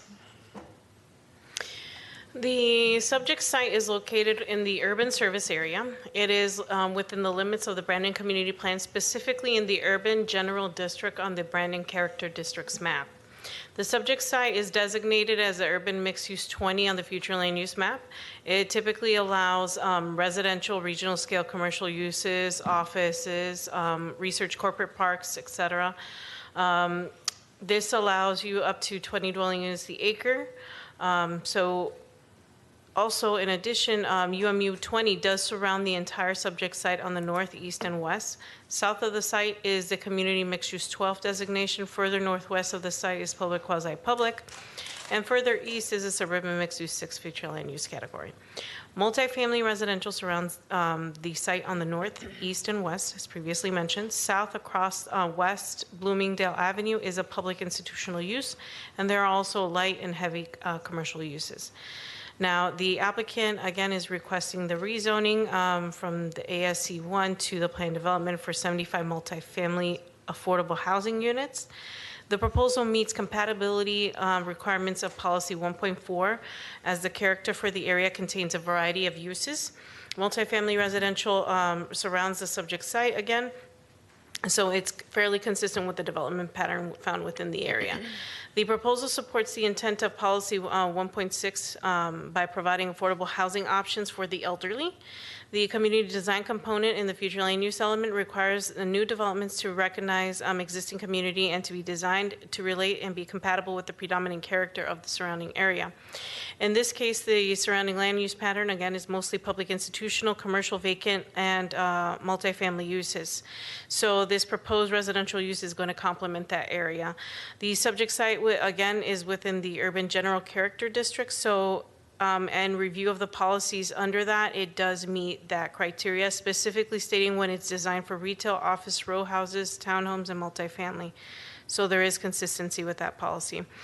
The site is not within the Brandon Main Street zoning district, which was something that we were looking to see, if maybe it was restricted, but it's not in that, so that's a positive no. There is already an existing sidewalk on Bloomingdale Avenue, and due to the apartment building being behind the existing church, the close setback line requirement for buildings 2 to 5 stories does not apply here, as mentioned by Development Services. Now, overall, the proposed development is consistent with the goals, objectives, and policies of the unincorporated Hillsborough County Comprehensive Plan, and it is compatible with the surrounding development pattern, as well as it meets the affordable housing density bonus requirements. So with that, I'll be glad to answer any questions. All right, no questions for you, thank you.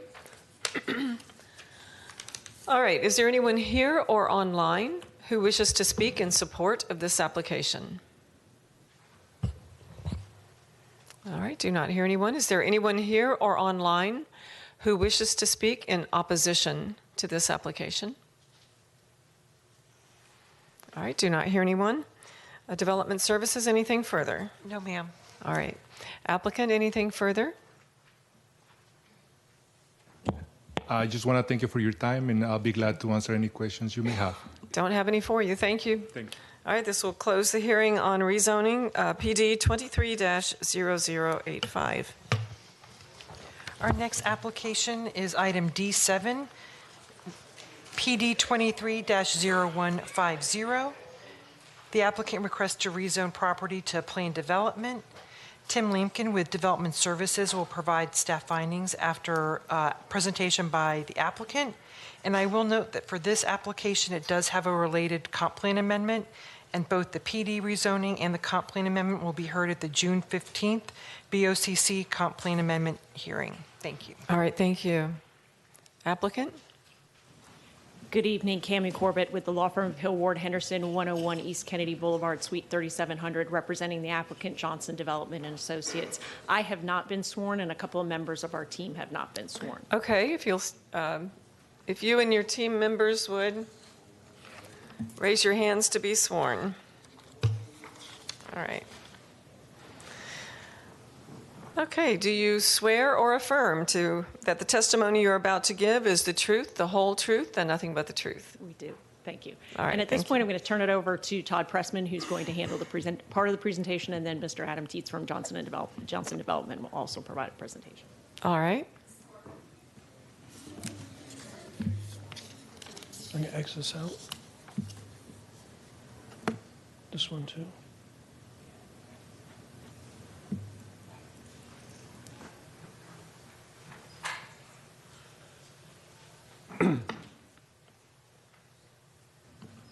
That's it. So moved. Thank you very much. Good evening, hearing officer, staff. My name is Todd Pressman, 200 2nd Avenue South, number 451 in St. Petersburg, Florida. This is PD 23-0150. This comes to you with Planning Commission staff finding consistent. They cite 32 objectives, policies, and community plan referrals. Planning Commission was 6-2 in their vote on the issue.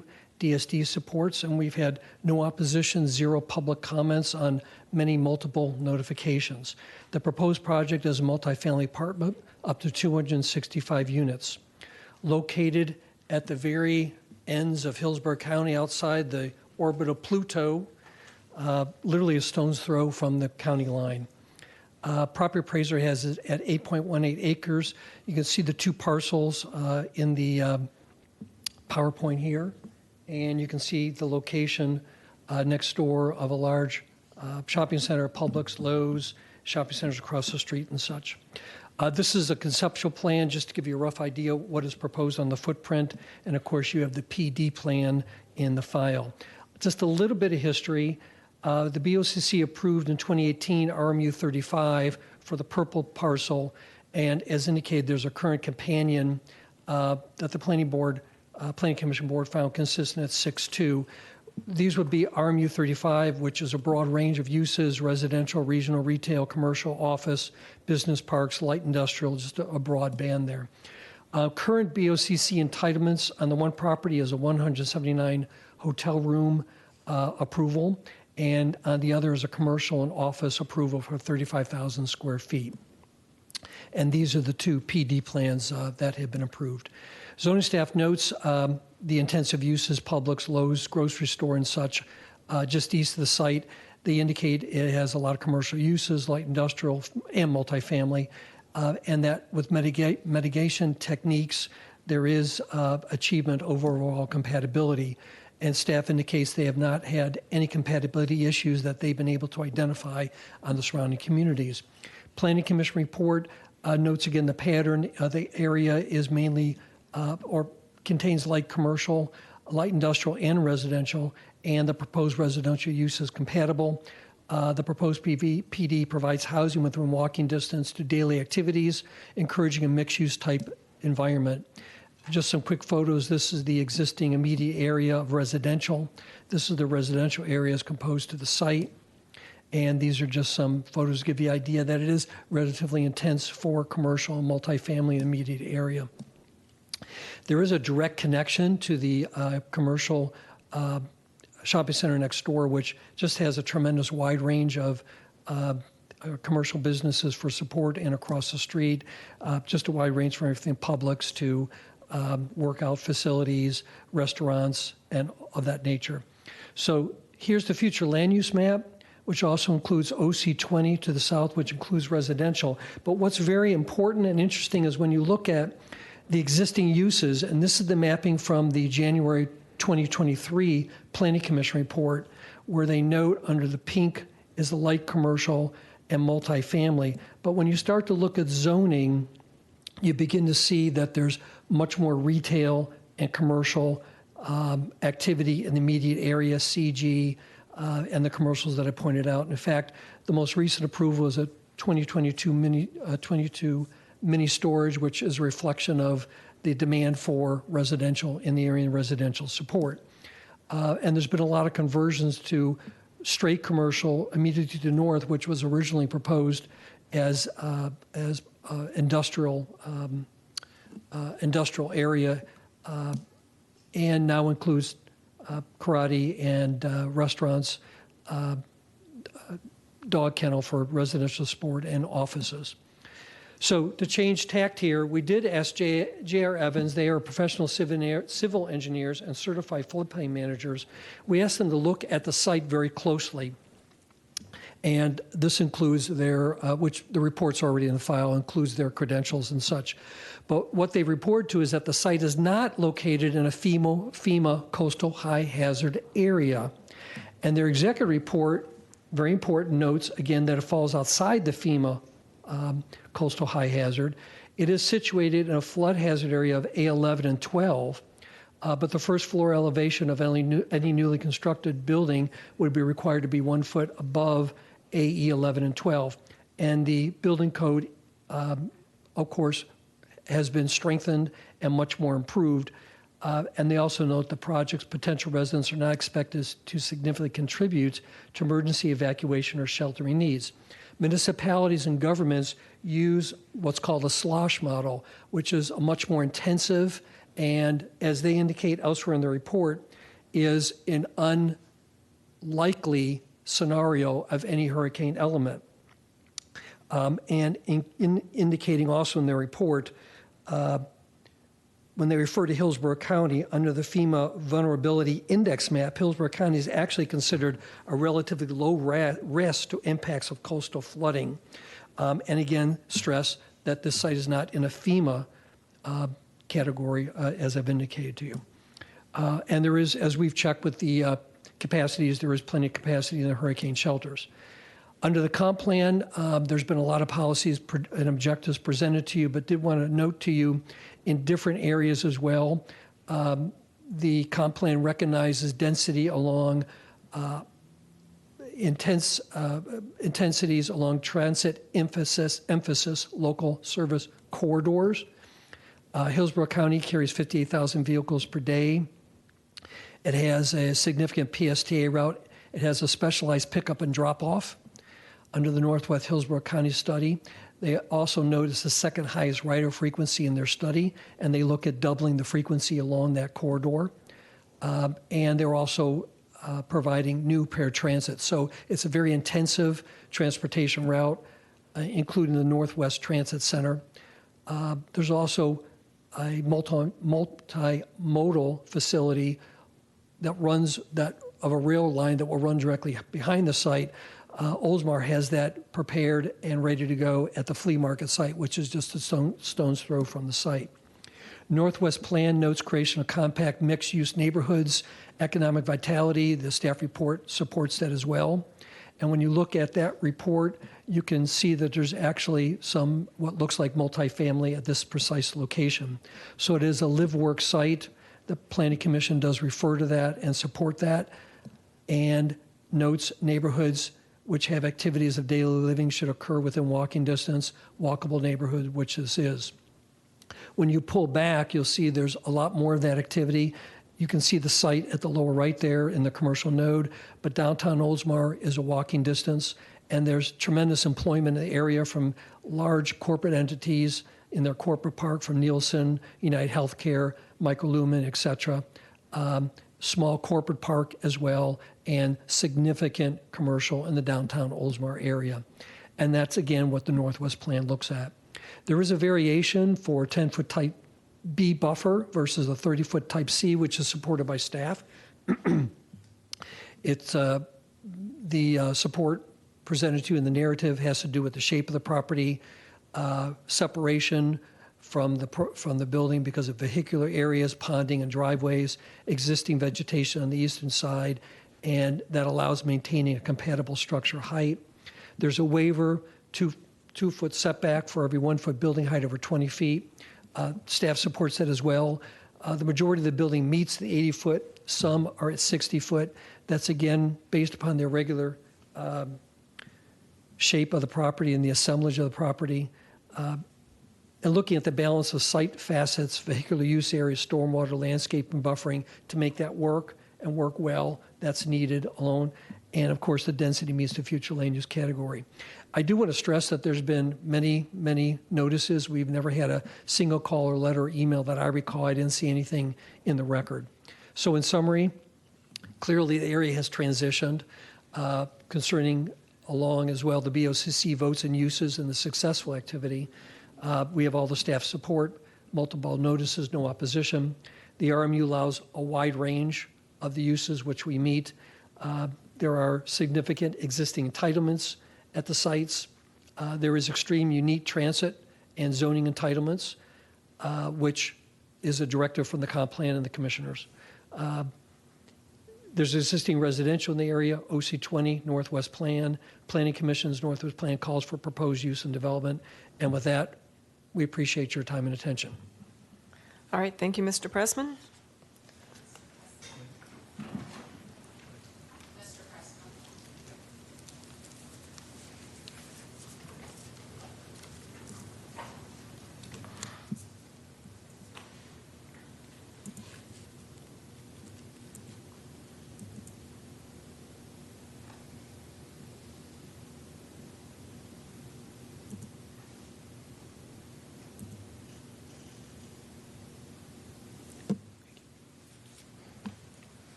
Good evening. For the record, Adam Teets, 4350 West Cypress Street, Tampa 33607, with Johnson Development Associates.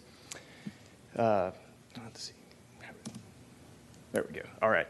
As Todd obviously outlined, the property is at 103890 West Hillsborough Avenue in Hillsborough County, just east of the Hillsborough-Pinellas County line. The property consists of 2 parcels, just a little over 8 acres, and immediately adjacent to a Publix and Lowe's anchored shopping center. Currently on the site, it is vacant except for one highly dilapidated building that has wall sections missing, doors missing, roof missing, and then on the site also has storage of derelict vehicles and other large items. Inside, there is evidence of squatters, as seen with the contents of the building nearly stacked up to the ceiling, which presents some pretty significant health, safety, and fire issues. Additionally, on the site, there are other active homeless encampments.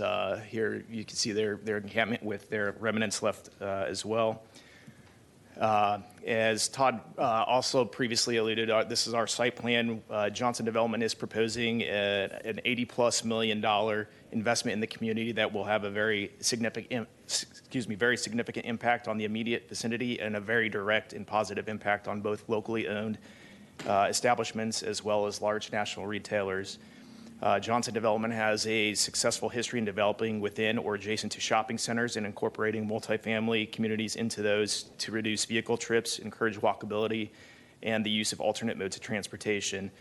Johnson Development is proposing 265 units, and as indicated by our site plan, it will be designed to be a dense infill 4-story project that is compatible with the surrounding uses and will promote walkability within them. As a part of this project, we will be providing both vehicular and pedestrian access to both the adjacent Lowe's Publix shopping center as well as the out parcel that will eventually be redeveloped into another use into the future. Here's just some conceptual ideas that we've worked with our architect, this being a more contemporary urban infill type design. And then a second one with it being in proximity to the upper Tampa Bay Preserve, wanted to explore a design that potentially plays off of the outdoor lodge type feel. As mentioned, we have developed properties adjacent to and in shopping centers before.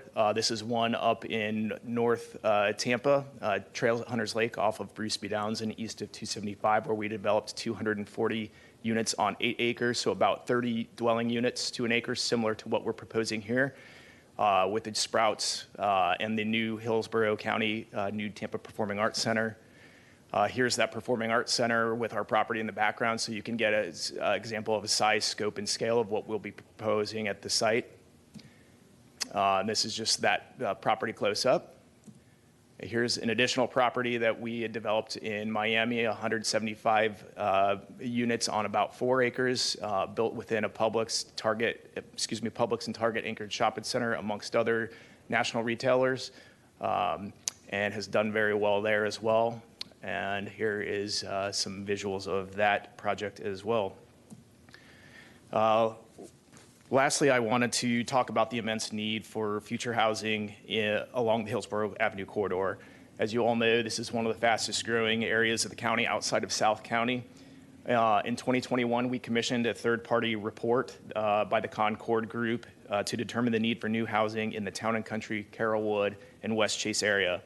There's a lot of numbers on this slide and a lot of data here, but the main conclusion is that between 2010 and 2020, the area's population grew by 15.4%, and it is projected to grow by another 7% by 2025. So in total, from 2010 to 2025, approximately 23.5 population increase. That projection is likely on the low side, especially if the current migration trends to Hillsborough County continue as they have over the last few years. And in order to provide adequate housing for the new population, an additional 378 multifamily units need to be built per year in order to capture the housing demand for the new residents. or 1,542 in total. I'm wrapping up here really quick. Okay, thank you. So the amount of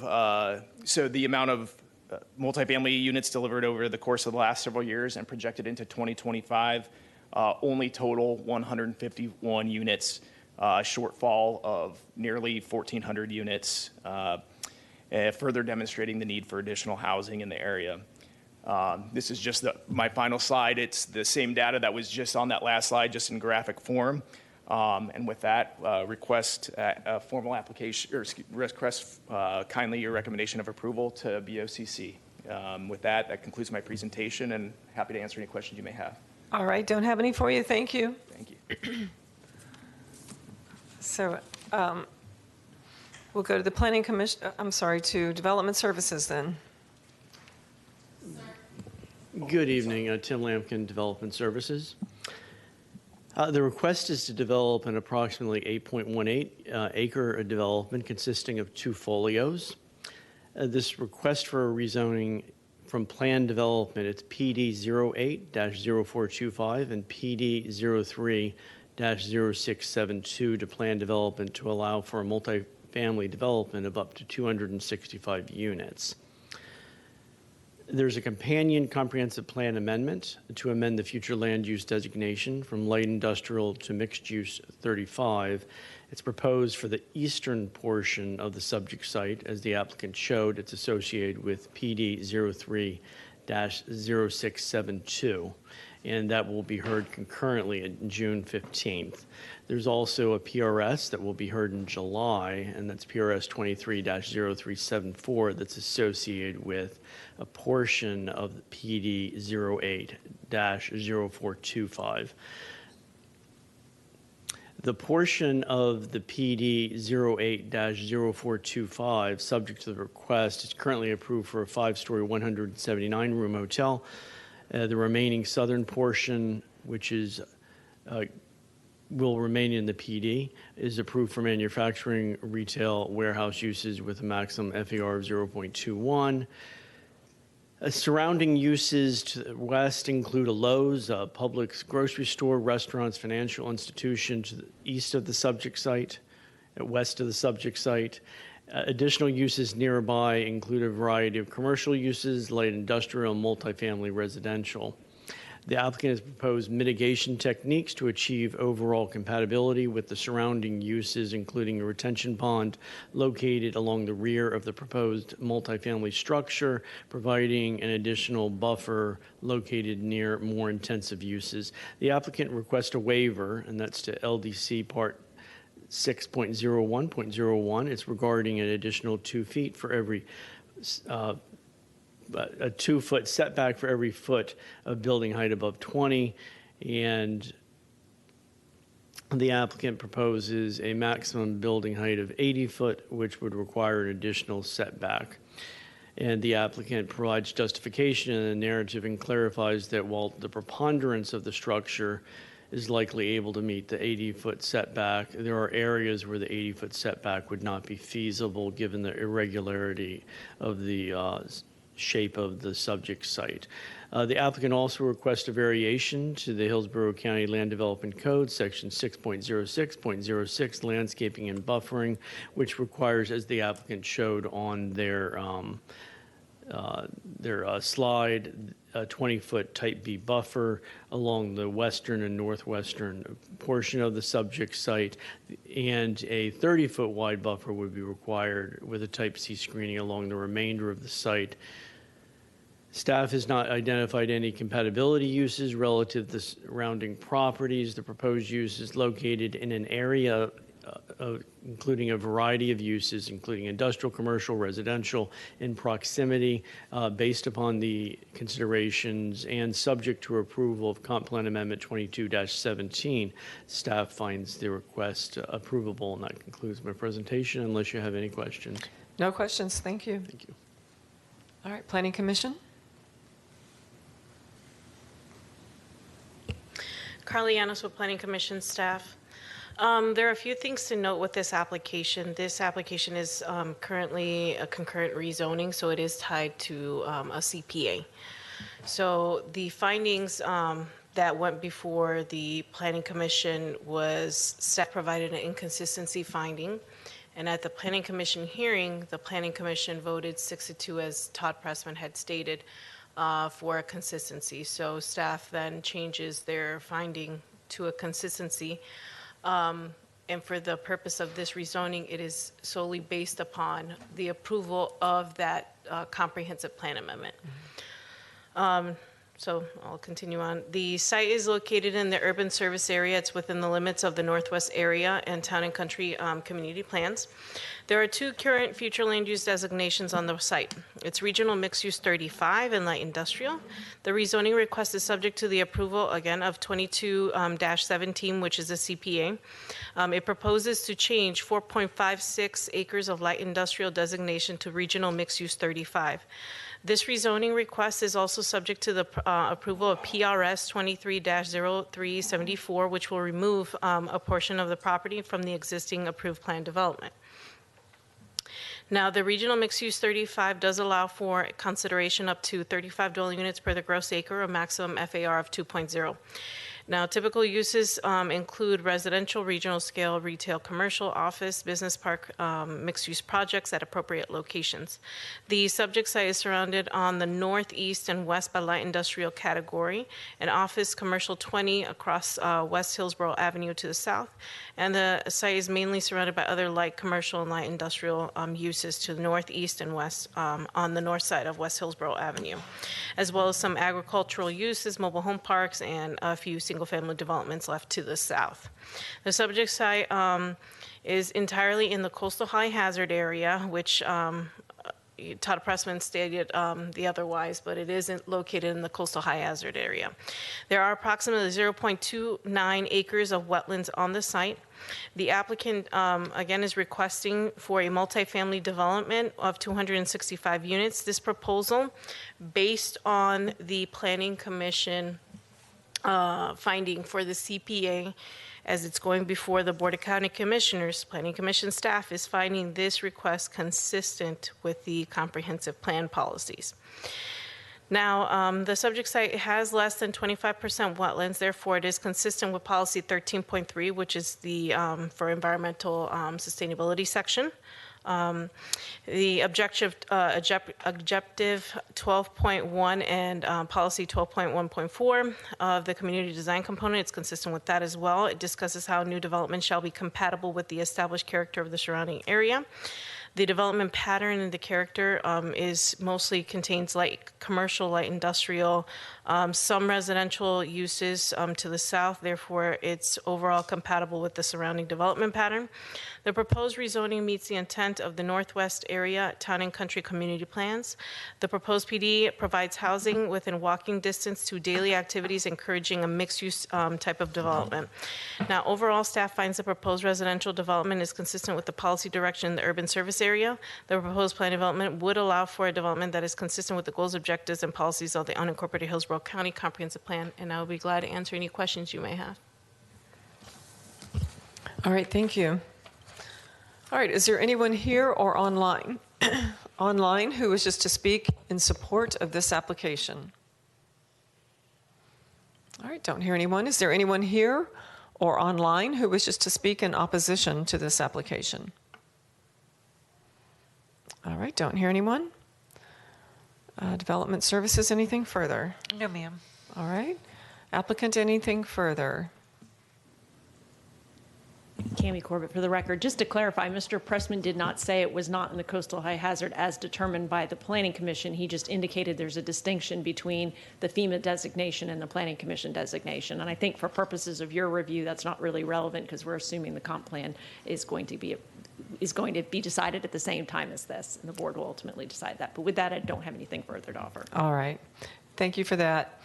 All right, that will close the hearing on rezoning PD 23-0150, and that concludes the zoning hearing master meeting for this evening. Thank you.